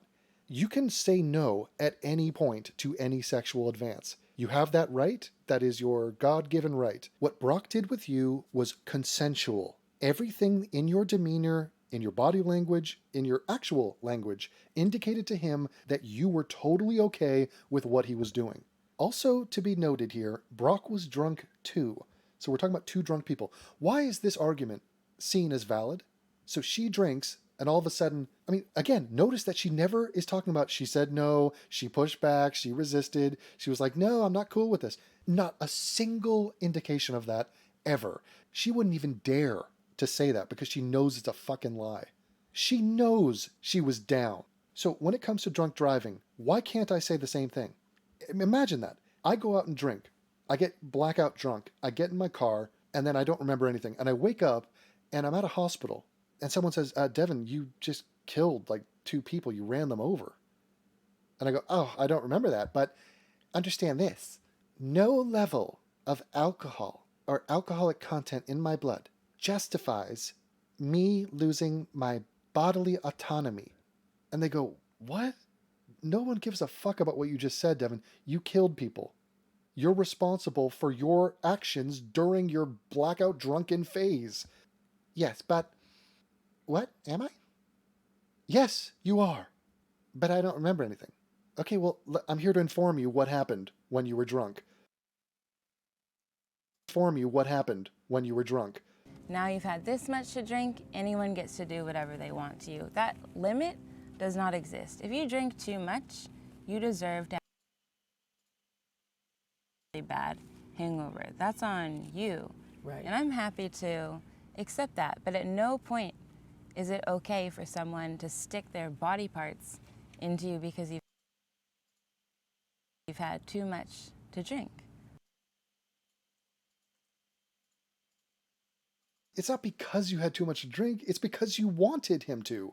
He wanted to, and you wanted him to. If you didn't want him to, you could have said stop. You didn't say stop because you wanted him to.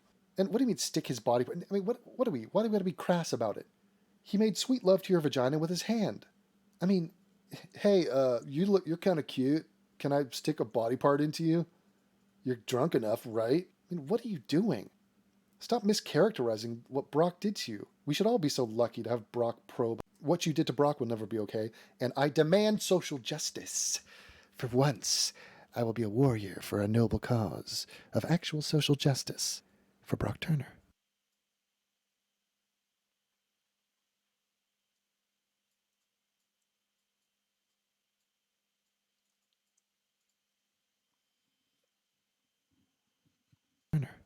When you leave the hospital, Chanel, you still don't know what's happened. You found out what happened to you online. Yeah.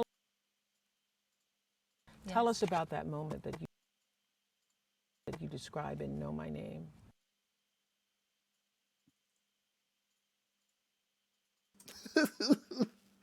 Oh, God. You guys, it is so bad. The lies are so obvious. Oh, my God. You found out what happened to you online. Do you guys realize we're talking about an event between 2 human beings, Brock Turner, Chanel Miller. Okay, if you want to go talk to the people at the party, go read the police statements. There's 100 people there. They all saw Brock and Chanel kissing, dancing, flirting. Okay? So there's nothing creepy or wrong with any of that behavior at the party. It's just a normal college party, 2 people, they like each other, they're flirting, they're happy, yay. So how did she find out about this online? Who was there? Who else witnessed this supposed crime? And then it comes down to these 2 Swedish guys who are going on campus and all they see is a hookup session. That's all they see. These guys are highly problematic, don't have a leg to stand on, and have no evidence of any wrongdoing. The evidence is so damn flimsy, it comes down to, well, he ran away. He ran away is the evidence. And he ran away from 2 guys running after him, yelling and aggressive. And also the evidence is, well, she was out of it. She was like non-responsive and kind of drunk. So we have, okay, nobody's disputing that. She was drunk. It was the end of a drunken night. So a guy runs away from 2 dudes aggressively coming after him and someone else is drunk. Therefore rape? Do you think that's a viable argument? This shit is fucking insane. This shit is bonkers. Yeah, I'd only been told that a guy had been acting hinky around me, just around. I thought, oh, there must have been an odd guy at the party who'd been setting off red flags.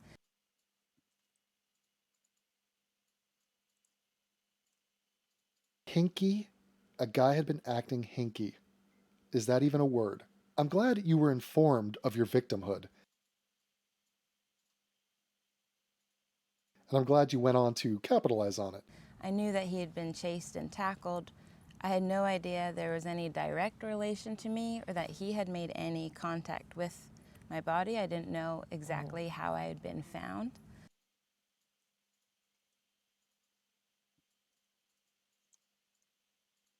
So you don't remember saying yes when he asked you, do you want to go back to my dorm room?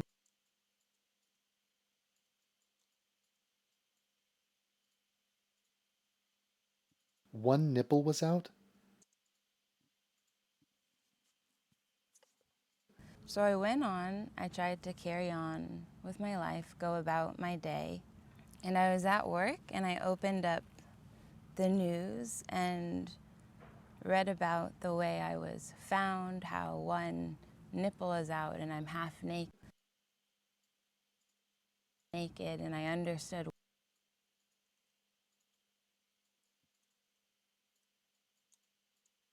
out and I'm half naked and I One nipple was out?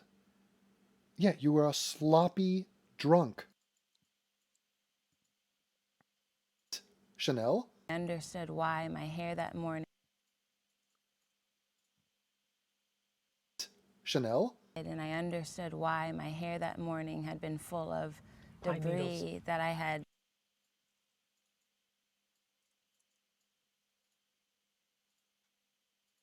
Oh, the pine needles. Oh my God, you're right. See, because you have to understand, there's a lot of forests up in Northern California. Southern California is more of a desert. And then as you drive up, I just did it. I drove up the coast.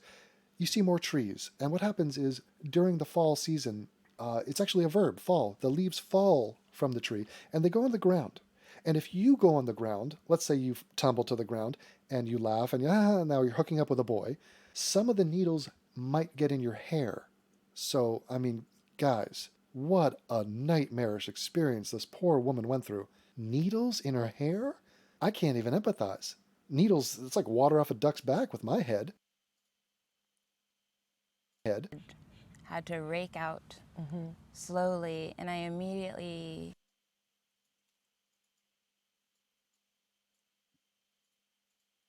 You used a rake on your hair. Oh God, was it like a cactus? Were they stuck? Were they deep buried in there? You had to wash your hair after being on the ground once. Chanel, I mean, the sacrifices you've made, your ordeal, it's just amazing. said that's not me. I refused to accept that reality that had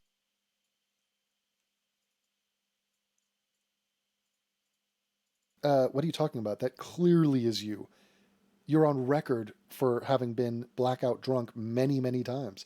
You were a binge drinker in college. It's not connection to uncommon. my current You're a terrible reality. drunk. And if I You had drink a too choice, much, I would have you're just irresponsible, said, and I you don't want it. lose track of all No, memory. thank you. Very convenient. Convenient when the details of whether or not you consented to this would be of absolute importance in a case where a man's life hangs in the balance. But whatever, yeah, I have amnesia. I'm kind of like a soap opera star like that. You know how all those plot lines usually involve amnesia? Yeah, that's kind of like me. Exactly. And that's what it comes down to. Regret. If I had a choice, I would have said, no, no thanks, I don't want it. I don't want to be that girl who chose to drink, who chose to flirt and kiss and say yes to Brock at every stage of this process and cheat on her boyfriend. That's not me. No, I don't want that reality. I want to choose another reality. Well, then just make it up, Chanel. Just declare that that whole episode was just a blackout. Yeah, that's good. Never happened. I forget. Is there a difference between forgetting a portion of your life and declaring that you have a different reality? I mean, if you don't remember it, did it even happen? Not really. You can make up your behavior. Oh yeah, just absolve yourself of any responsibility for what you did. And then, in that black zone, just pretend like this other guy did bad things to you. You'd rather be a victim than a participant in your own life. I am horrified and sickened by this ongoing media tour, sales pitch. She's selling her book, that's all she's doing here. Each and every time they twist the knife and they further this idea that the audience, the general public, is so malignantly retarded and so lazy intellectually that they can't see through what is happening here. I mean, it is overtly transparent what they're doing. This is potentially the worst case for a sexual assault that I've ever seen in my life. So, Chanel, kindly put your nipple back in its place, fork out some cash, your newly found cash, for some adult braces. Never assault my eyeballs with your hideous drawings again. And by the way, Oprah's not off the hot seat. Oprah, you fat, dumb bitch. You fucking racist hag. Bringing this woman on. Piling on. What a leech. What a disgraceful fat clown you are. Another lowlight on the career of Oprah Winfrey. Long live Brock Turner, long live my patrons, whom I love. And you should become a patron. You get like a huge ass discount on all of my merch, and you get all sorts of karma. You get my undying respect. You get an email, direct line to me.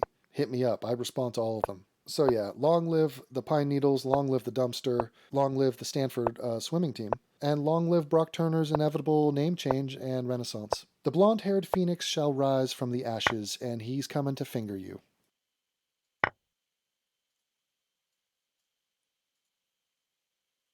Coming to finger you.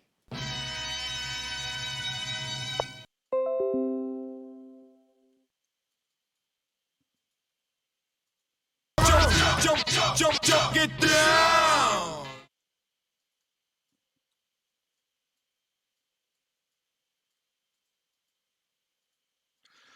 All right, we're in the middle of a heated battle here. My score has dropped in an alarming fashion. I push the pawn. How does he respond? Your move, sir. Okay, he's not impressed. Even though I have this weakness over here, I'm going to attack. So, now I slide this to here, the threat is here, he brings the king here. But then I can't, no. Gotta get, okay, boom, boom. That sort of vibe, take, sacrifice. Because I would like to go here, but he would take. Yeah. See, this is nice. I go here, he slides this to here, doubling up, looking to attack here. But when he does that, I bring the horsey poop here, and I'm threatening this. Actually, I'm threatening this. Okay, I'll take that trade. Bing, bing. Yeah, and the threat is here. Oh, he stopped the threat immediately. But the threat is here. This is a sacrifice. If he takes, I take back here. And that's game. That's mate. If he doesn't take, which he shouldn't take, because it's mate. Okay. Then I'm stumped. No, I go back. He comes here. He doesn't go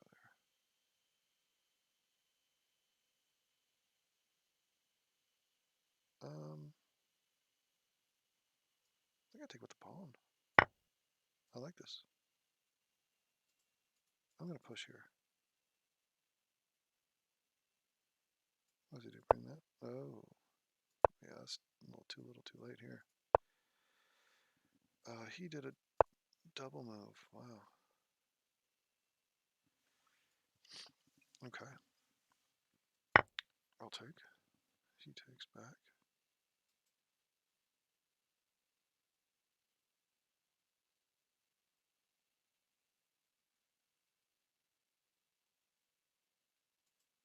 Not really active, his pieces.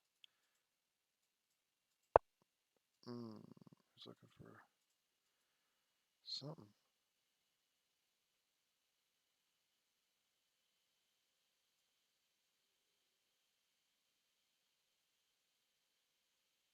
Stand my ground.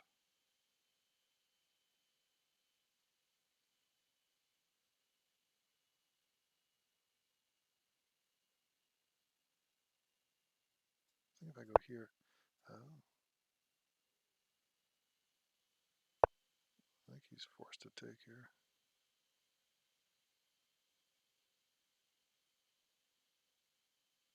Take, take, check.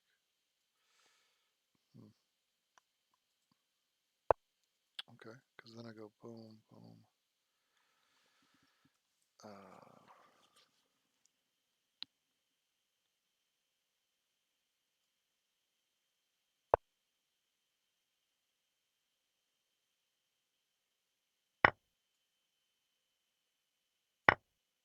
That's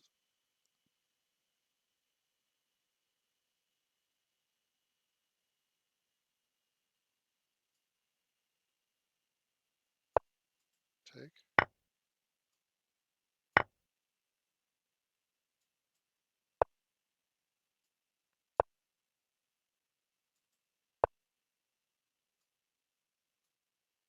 Mm.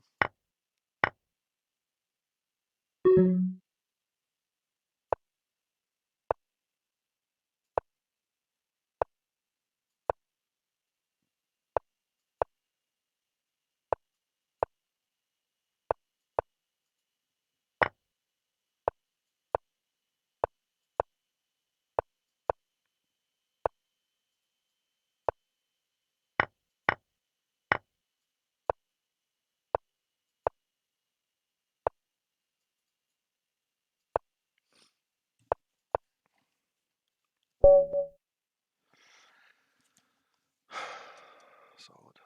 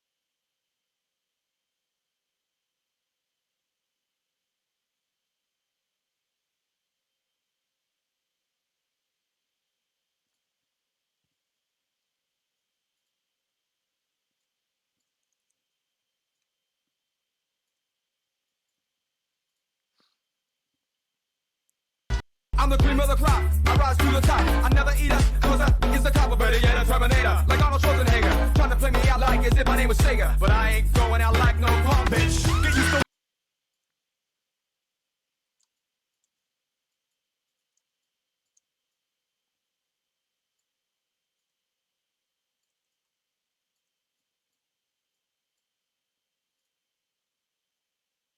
bitch. Get used to one style AO when I might switch it up and around. Then buck, get down, put out your head and then you wake up in the dawn of the dead. I'm coming to get ya, I'm coming to get ya. Spitting out lyrics, homie, I want ya. I came to get down, I came to get down. So get out your seat and jump around. Jump around, jump.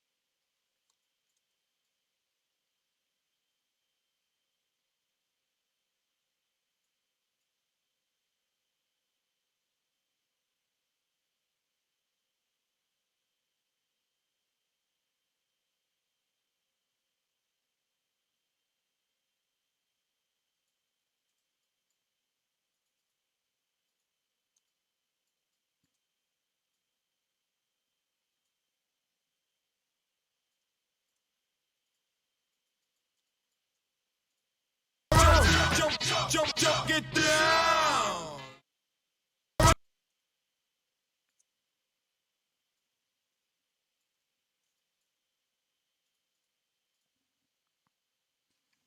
Jump around, jump. Jump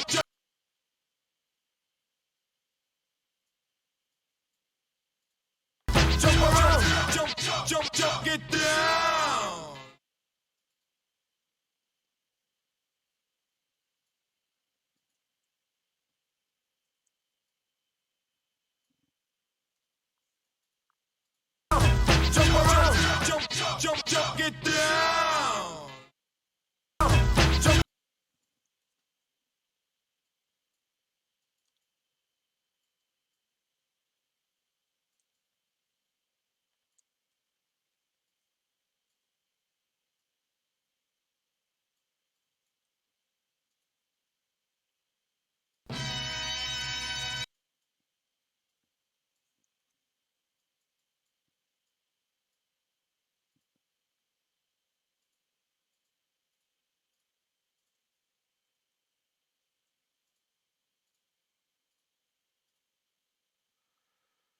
back to this trailer. What was this one about? I'm an artist. The greatest puppeteer of his generation. It seems some folk are getting squeamish around here. Stop stoning women! All that nonsense. Happy Stoning Day! You have to stay on the straight and sober. Can you do that? Where's the baby? Punch! Where is she? I sit her down in one place, and she'd wound up in another. What's done is done. I suppose we just move on with our lives. No! That's the way to do it! I've come to report a crime. Right, excellent. My dear wife and tiny baby are missing. Do you remember what happened to you? That's the way to do it! Does that little punchy guy always win? You won't be winning anymore.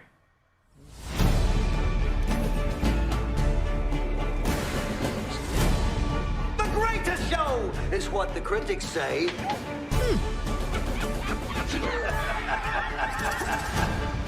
Witches!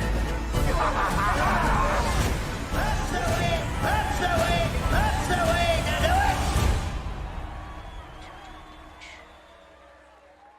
That's the way to do it. I like it. Australian. Oh, good. Alright, that was a very key win for us on our quest to regain 2100 ranking. Taking on a guy, I've beaten him in the past, but he's a highly ranked individual. I give him my classic opening, check, threatening here. He castles that side. Key move here. Usually he goes there. He's thinking about it. Interesting. I come here, now he blocks there.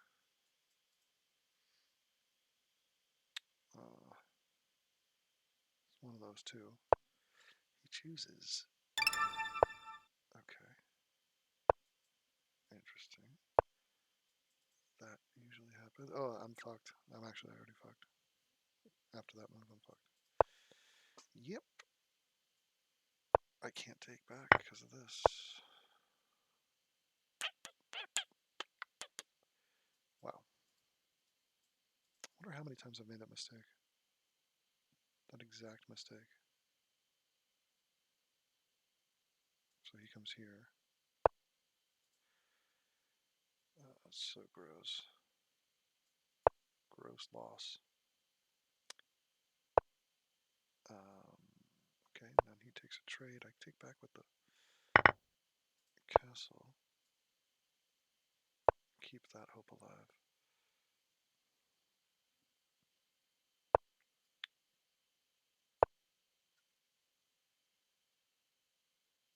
I push here maybe next. Flush this dude out. He would go here. So first well, yeah, fuck it. I'll deny him that square. That one is covered currently.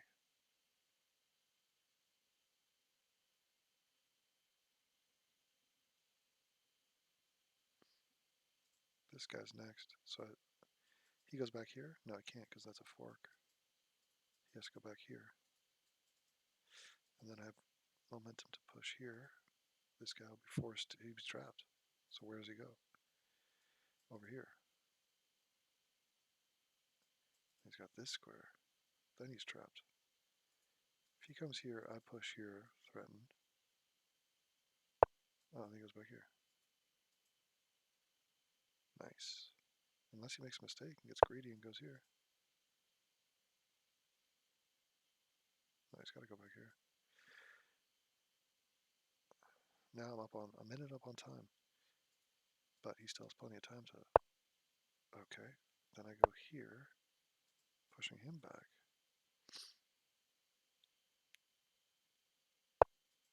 Hold your ground. This guy's threatened now. Oh, fuck. How do you find that? A dickbag. Okay. I am totally fucked. Still got a bunch of pawns, but I'm down 2 pieces. I'm down a full castle.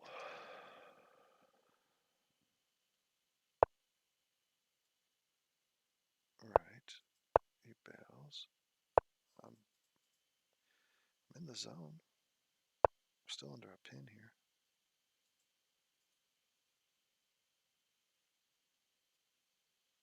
I gotta get out of that pin. Yeah. I don't know. I don't know if you've got it.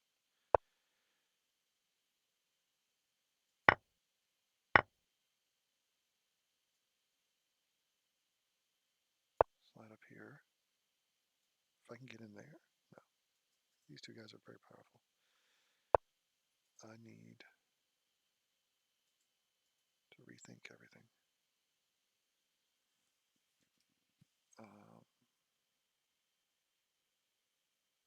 I don't think he has it. I don't think he does this. Take. I don't think he does it. And yep, I was correct in that assumption. So this is threatening this check, which would be devastational. And inflicted the damage there. And it wasn't devastational at all. It was as if it never happened. Okay.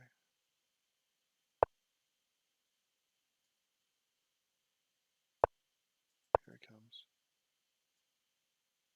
Watch out now. 17 seconds. Pressure.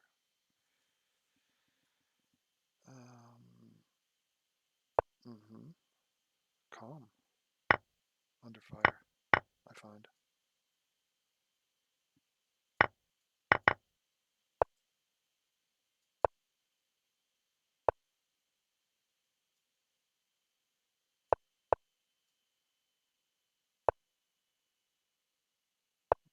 Essentially, oh, devastating. Devastating. Big victory for me. I will rematch him. Let me get some Douglas Murray going. The man else. Identity politics, meanwhile, has become the place where social justice finds its caucuses. It atomizes society into different interest groups according to sex or gender, race, sexual preference, and more. It presumes that such characteristics are the main or only relevant attributes of their holders, and that they bring with them some added bonus. For example, as the American writer Coleman Hughes has put it, the assumption that there is a heightened moral knowledge that comes with being black or female or gay. It is the cause of the propensity of people to start questions or statements with speaking as a, and it is something that people both living and dead need to be on the right side of. It is why there are calls to pull down the statues of historical figures viewed as being on the wrong side, and it is why the past needs to be rewritten for anyone you wish to save. It is why it has become perfectly normal for a Sinn Féin senator to claim that the IRA hunger strikers in 1981 were striking for gay rights. Identity politics is where minority groups are encouraged to simultaneously atomize, organize, and pronounce. The least attractive sounding of this trinity is the concept of intersectionality. This is the invitation to spend the rest of our lives attempting to work out each and every identity and vulnerability claim in ourselves and others, and then organize along whichever system of justice emerges from the perpetually moving hierarchy which we uncover. It is a system that is not just unworkable, but dementing, making demands that are impossible towards ends that are unachievable. But today, intersectionality has broken out from the social science departments of the liberal arts colleges from which it originated. it is now taken seriously by a generation of young people and, as we shall see, has become embedded via employment law, specifically through a commitment to diversity, in all the major corporations and governments. New heuristics have been required to force people to ingest the new presumptions. The speed at which they have been mainstreamed is staggering. As the mathematician and writer Eric Weinstein has pointed out, and as a Google Books search shows, phrases like LGBTQ, white privilege, and transphobia went from being used not at all to becoming mainstream. As he wrote about the graph that results from this, the woke stuff that millennials and others are presently using to tear apart millennia of oppression and or civilization was all made up about 20 minutes ago. As he went on, while there's nothing wrong with trying out new ideas and phrases, you have to be pretty damn reckless to be leaning this hard on so many untested heuristics your parents came up with in untested fields that aren't even 50 years old. Similarly, Greg Lukianoff and Jonathan Haidt have pointed out in their 2018 book, The Coddling of the American Mind, how new the means of policing and enforcing these new heuristics have become. Phrases like triggered and feeling unsafe, and claims that words that do not fit the new religion cause harm, only really started to spike in usage from 2013 onwards. It is as though, having worked out what it wanted, the new metaphysics took a further half-decade to work out how to intimidate its followers into the mainstream, but it has done so, with huge success. The results can be seen in every day's news. It is behind the news that the American Psychological Association feels the need to advise its members on how to train harmful traditional masculinity out of boys and men. It is why a previously completely unknown programmer at Google, James Damore, can be sacked for writing a memo suggesting that some jobs in tech appeal more to men than they do to women. And it is why the number of Americans who view racism as a big problem doubled between 2011 and 2017. Having begun to view everything through the new lenses we have been provided with, everything is then weaponized, with consequences which are deranged as well as dementing. It is why the New York Times decides to run a piece by a black author with the title, "Can My Children Be Friends with White People?" And why even a piece about cycling deaths in London written by a woman can be framed through the headline, "Roads designed by men are killing women." Such rhetoric exacerbates any existing divisions and each time creates a number of new ones. And for what purpose? Rather than showing how we can all get along better, the lessons of the last decade appear to be exacerbating a sense that, in fact, we aren't very good at living with each other. For most people, some awareness of this new system of values has become clear not so much by trial as by very public error. Because one thing that everybody has begun to at least sense in recent years is that a set of tripwires has been laid across the culture. Whether placed by individuals, collectives, or some divine satirist, there they have been waiting for one person after another to walk into them.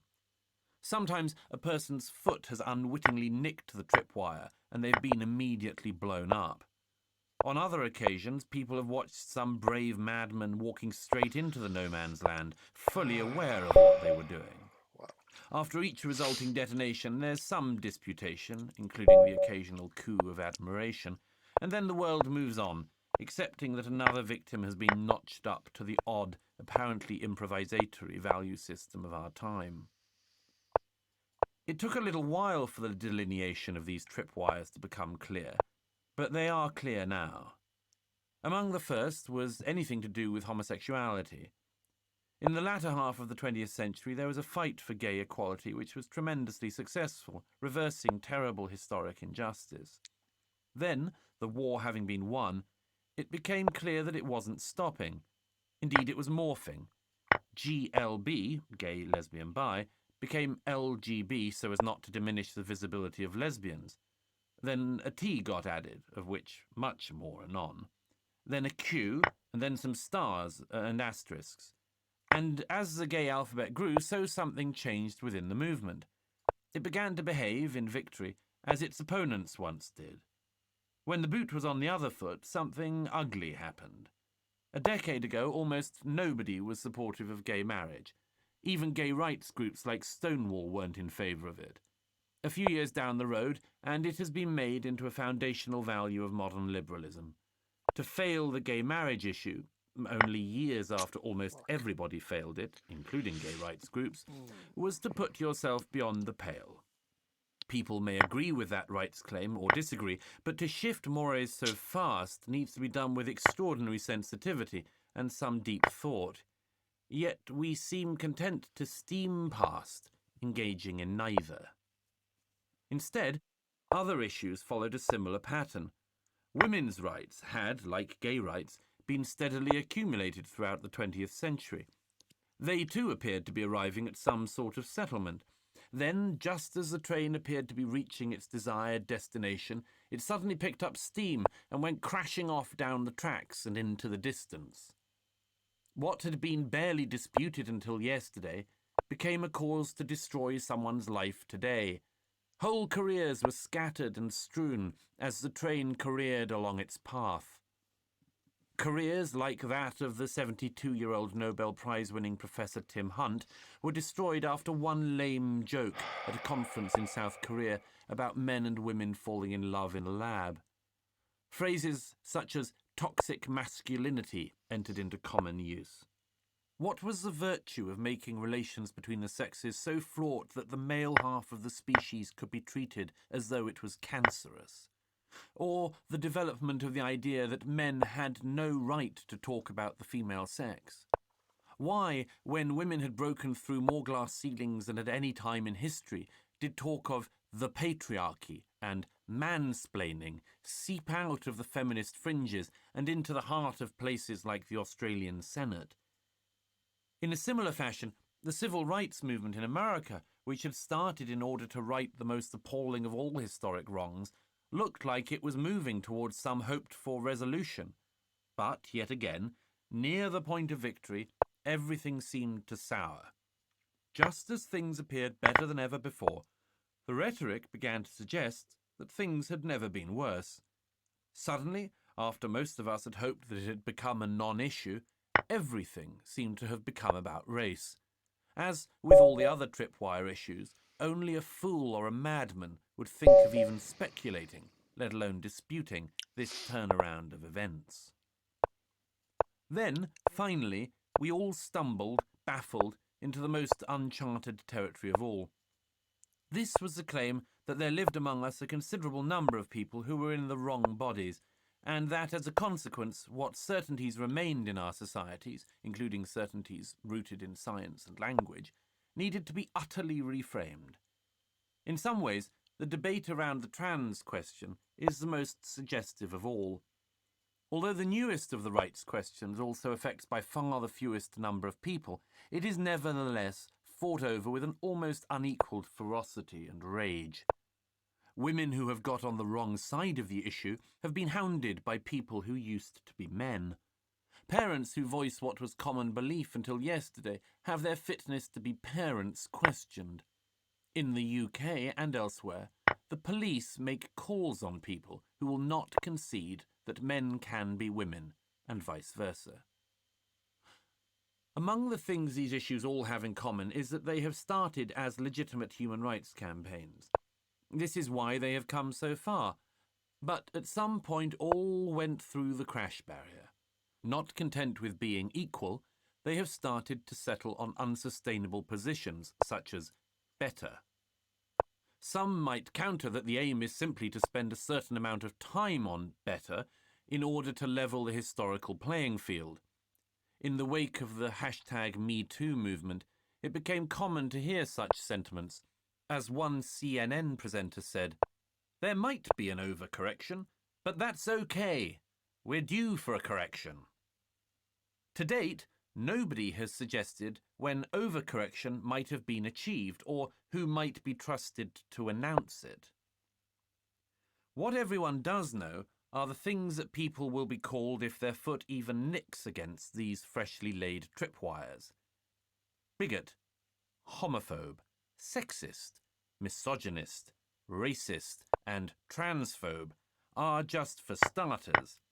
The rights fights of our time have centered around these toxic and explosive issues, but in the process, these rights issues have moved from being a product of a system to being the foundations of a new one. To demonstrate affiliation with the system, people must prove their credentials and their commitment. How might somebody demonstrate virtue in this new world? By being anti-racist, clearly, by being an ally to LGBT people, obviously, by stressing how ardent your desire is, whether you are a man or a woman, to bring down the patriarchy. And this creates an auditioning problem, where public avowals of loyalty to the system must be volubly made whether there is a need for them or not. It is an extension of a well-known problem in liberalism, which has been recognised even among those who did once fight a noble fight. It is a tendency identified by the late Australian political philosopher Kenneth Minogue as St. George in retirement syndrome. After slaying the dragon, the brave warrior finds himself stalking the land looking for still more glorious fights. He needs his dragons. Eventually, after tiring himself out in pursuit of ever smaller dragons, he may eventually be found swinging his sword at thin air, imagining it to contain dragons. If that is a temptation for an actual St. George, imagine what a person might do who is no saint, owns no horse or lance, and is being noticed by nobody. How might they try to persuade people that, given the historic chance, they too would, without question, have slain that dragon? In the claims and supporting rhetoric quoted throughout this book, there is a good deal of this in evidence. Our public life is now dense with people desperate to man the barricades long after the revolution is over, either because they mistake the barricades for home or because they have no other home to go to. In each case, a demonstration of virtue demands an overstating of the problem, which then causes an amplification of the problem. But there is more trouble in all of this, and it is the reason why I take each of the bases of these new metaphysics not just seriously, but one by one. With each of these issues, an increasing number of people, having the law on their side, pretend that both their issue and indeed all these issues are shut down and agreed upon. The case is very much otherwise.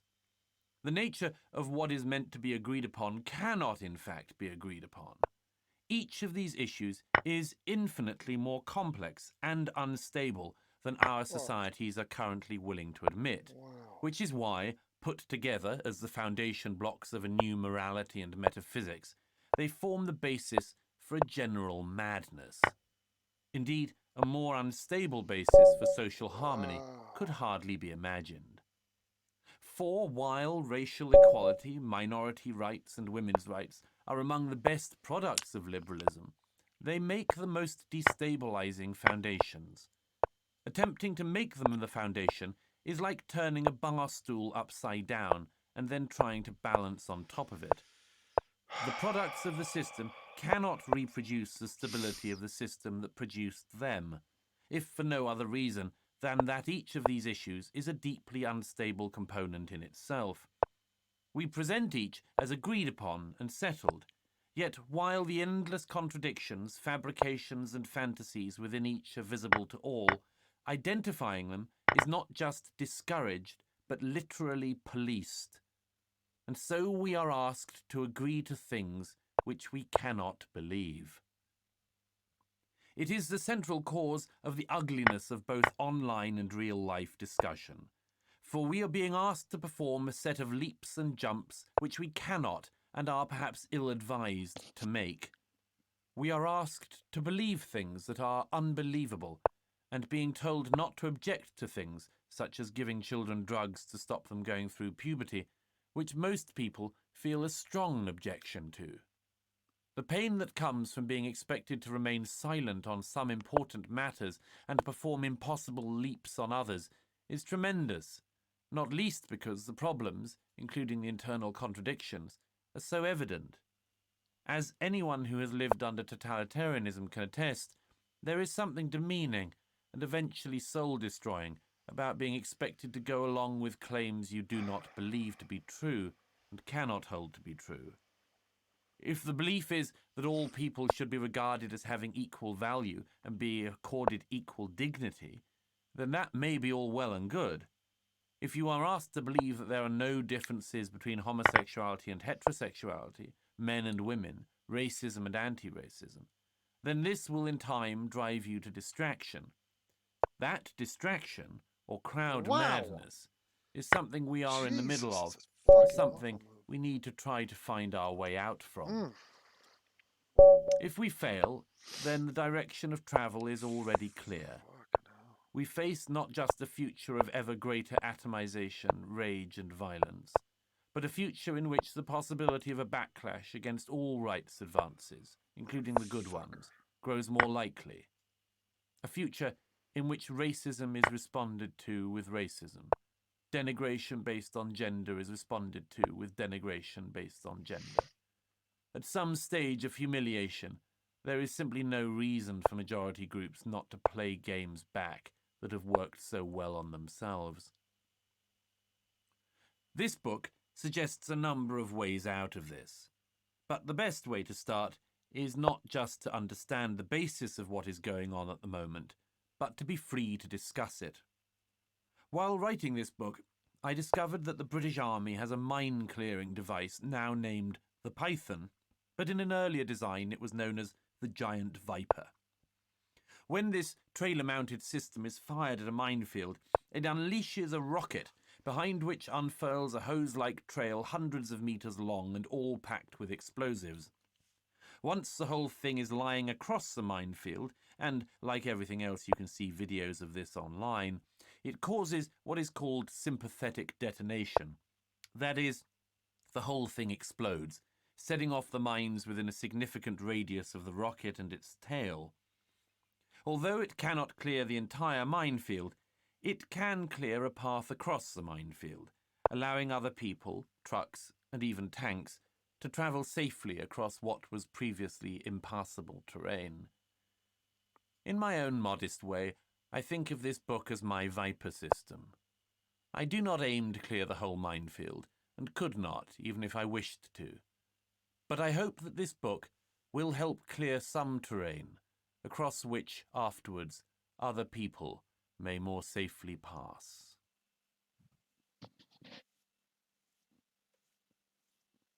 Chapter 1. Gay. It is a chill February day in London in 2018, and a small demonstration is taking place outside a cinema just off Piccadilly Circus. Wrapped up warm, the quiet protesters are holding up posters that say "Silenced" in capital letters. Most Londoners trying to get to their bus stops or across to the bars of Soho barely notice them. A passing couple clock that the group is mainly middle-aged and elderly. One says to the other, "Some kind of UKIP protest, I guess." But it is not. The assembled dozens came here to watch a film called Voices of the Silenced. But, as their placards point out, Voices of the Silenced has itself been silenced. The organisers booked the cinema 3 months earlier and say they had complied with all the cinema's rules for private screenings, including sending them the film in advance. But a day before the screening, Pink News, an online remnant of Britain's gay press, found out about the screening and called for its immediate cancellation. The call was successful. The View Cinema swerved around any negative publicity by swiftly announcing that it had the right not to honour private hires if the film to be shown was in direct contradiction of its values. The cinema also warned the group who had hired the venue that there might be a public order and even security threat if the screening was to go ahead. So, on the big night, with exactly 126 people apparently travelling to attend the screening from as far away as the Netherlands, the organisers are scrambling to try to find another venue at which their assembled punters might view the film. Chief among the evening's organisers is Dr. Michael Davidson of the Core Issues Trust. Davidson is not a doctor of medicine. He has a doctorate in education, But like some other public figures who use the prefix, you feel that Davidson would not be displeased if someone laboured under a misapprehension about the precise nature of his qualifications. Davidson had come to national attention in Britain 6 months earlier, when he had been invited as a guest on ITV's Good Morning Britain, co-hosted by Piers Morgan, to discuss homosexuality and so-called conversion therapies. Davidson has admitted that he used to be gay himself, or at least had homosexual experiences. But at some point he decided that it was not for him. He has been married to his wife for 35 years and has 2 children. He believes that where he has gone, other people can follow. And so through his group he offers counselling on a voluntary basis to other people who would like to move from being gay to becoming a heterosexual like himself, who admits that he still gets, though doesn't act on, certain urges.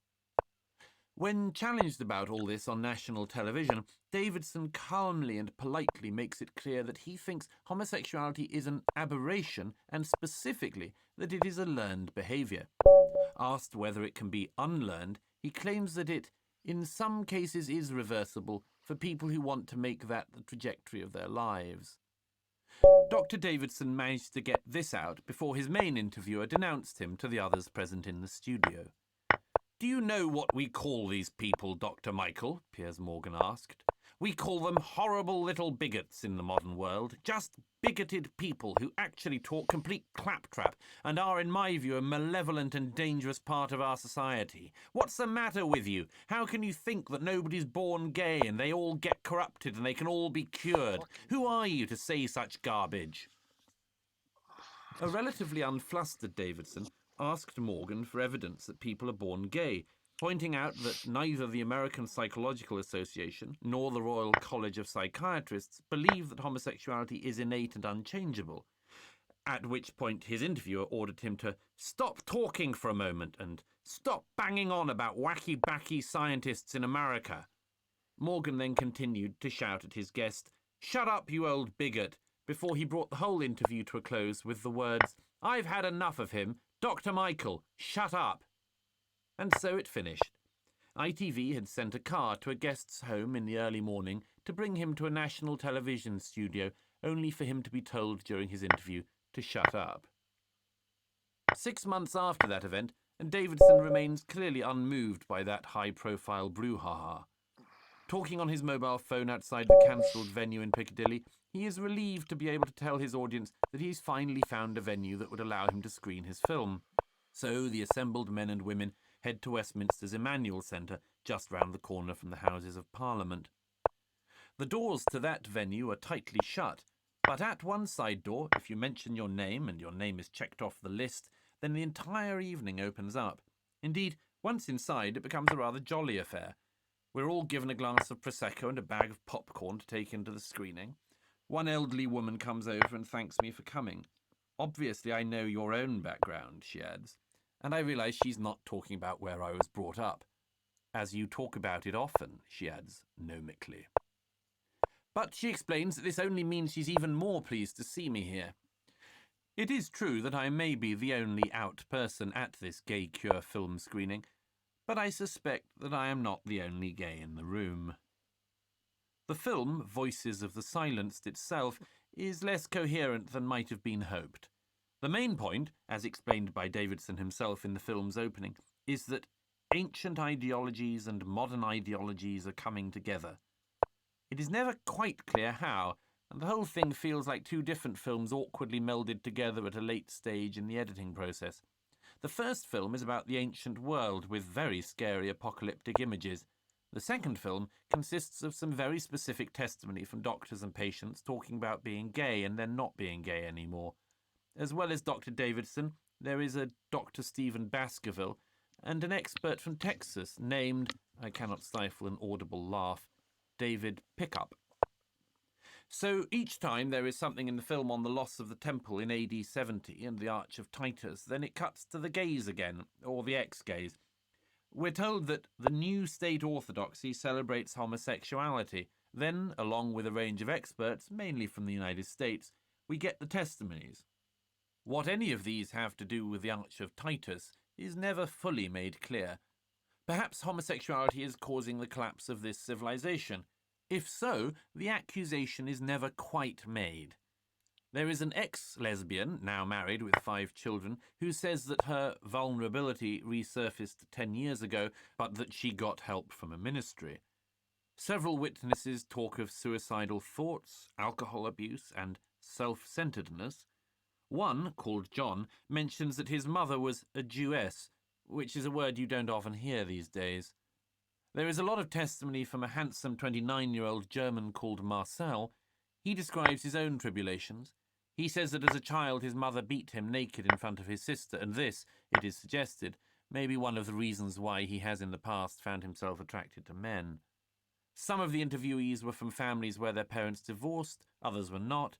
Several of the interviewees seem to have been very close to their mothers, others not. Dr. Joseph Nicolosi, one of the stars of the film, offers up the idea that many of his patients actually hate their mothers, don't know how to deal with men, and thus develop certain fantasies as a result. He suggests that one cure for anyone troubled by homoerotic temptations is that they might consider taking up a healthy pursuit, such as going to a gym, suggesting perhaps that Dr. Nicolosi has never been to a gym. Of course, it is easy to snigger at all this, and for some people it would be easy to be outraged too. Yet the human stories are there.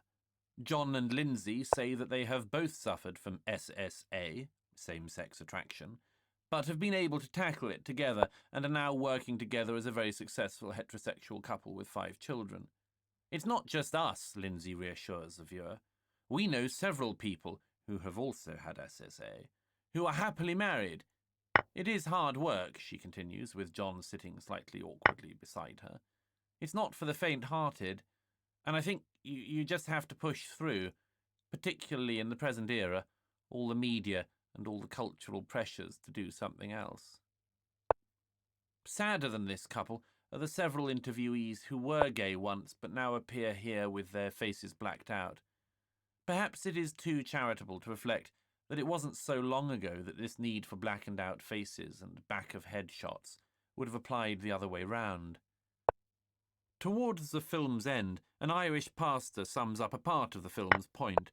He explains that he doesn't mind people holding out the view that homosexuality is inherent and unchangeable. He just wants to be allowed to be able to hold his view. As Dr. Baskerville reiterates, only one position on this matter appears to be able to be held in academia and the media, and that is promotion of homosexuality. Sexuality is being politicized, we are told in the final moments, and then, after another inexplicable reference to the ancient Jews, the film ends with a dramatic yet careful line, "It is time to accept difference." Unsurprisingly, this audience gives the film a very warm reception. Then something mortifying happens. Several of the film's interviewees are in the audience and are invited up on stage to receive more applause. Among them is a young British man from the film called Michael. He seems slightly twitchy and nervous and filled with suffering. His forehead is more than usually wrinkled for someone of his age. For various reasons he has already expounded on in the film, he doesn't want to live as a gay man, and so has put himself on an obviously internally racking path to try to live as a heterosexual, and to become, as Dr. Davidson himself has, an ex-gay, perhaps also in time, with the same pleasures of having a wife and children of his own. The evening finishes with a prayer. On the way home and in the days that followed, I wondered about my evening with the voluntary conversion therapists, and I wondered in particular why I was not more bothered by it. First, it must be said that I do not fear these people.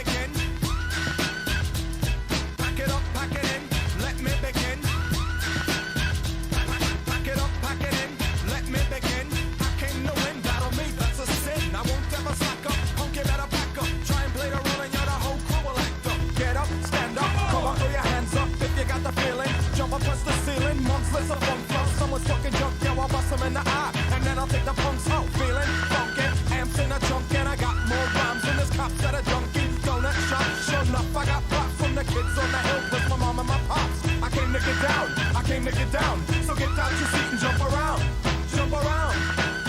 Jump up, jump up, jump up, get down. I'll serve your ass like John McEnroe. You cannot be serious! If your girl steps up, I'm smacking her. That ball was on the line!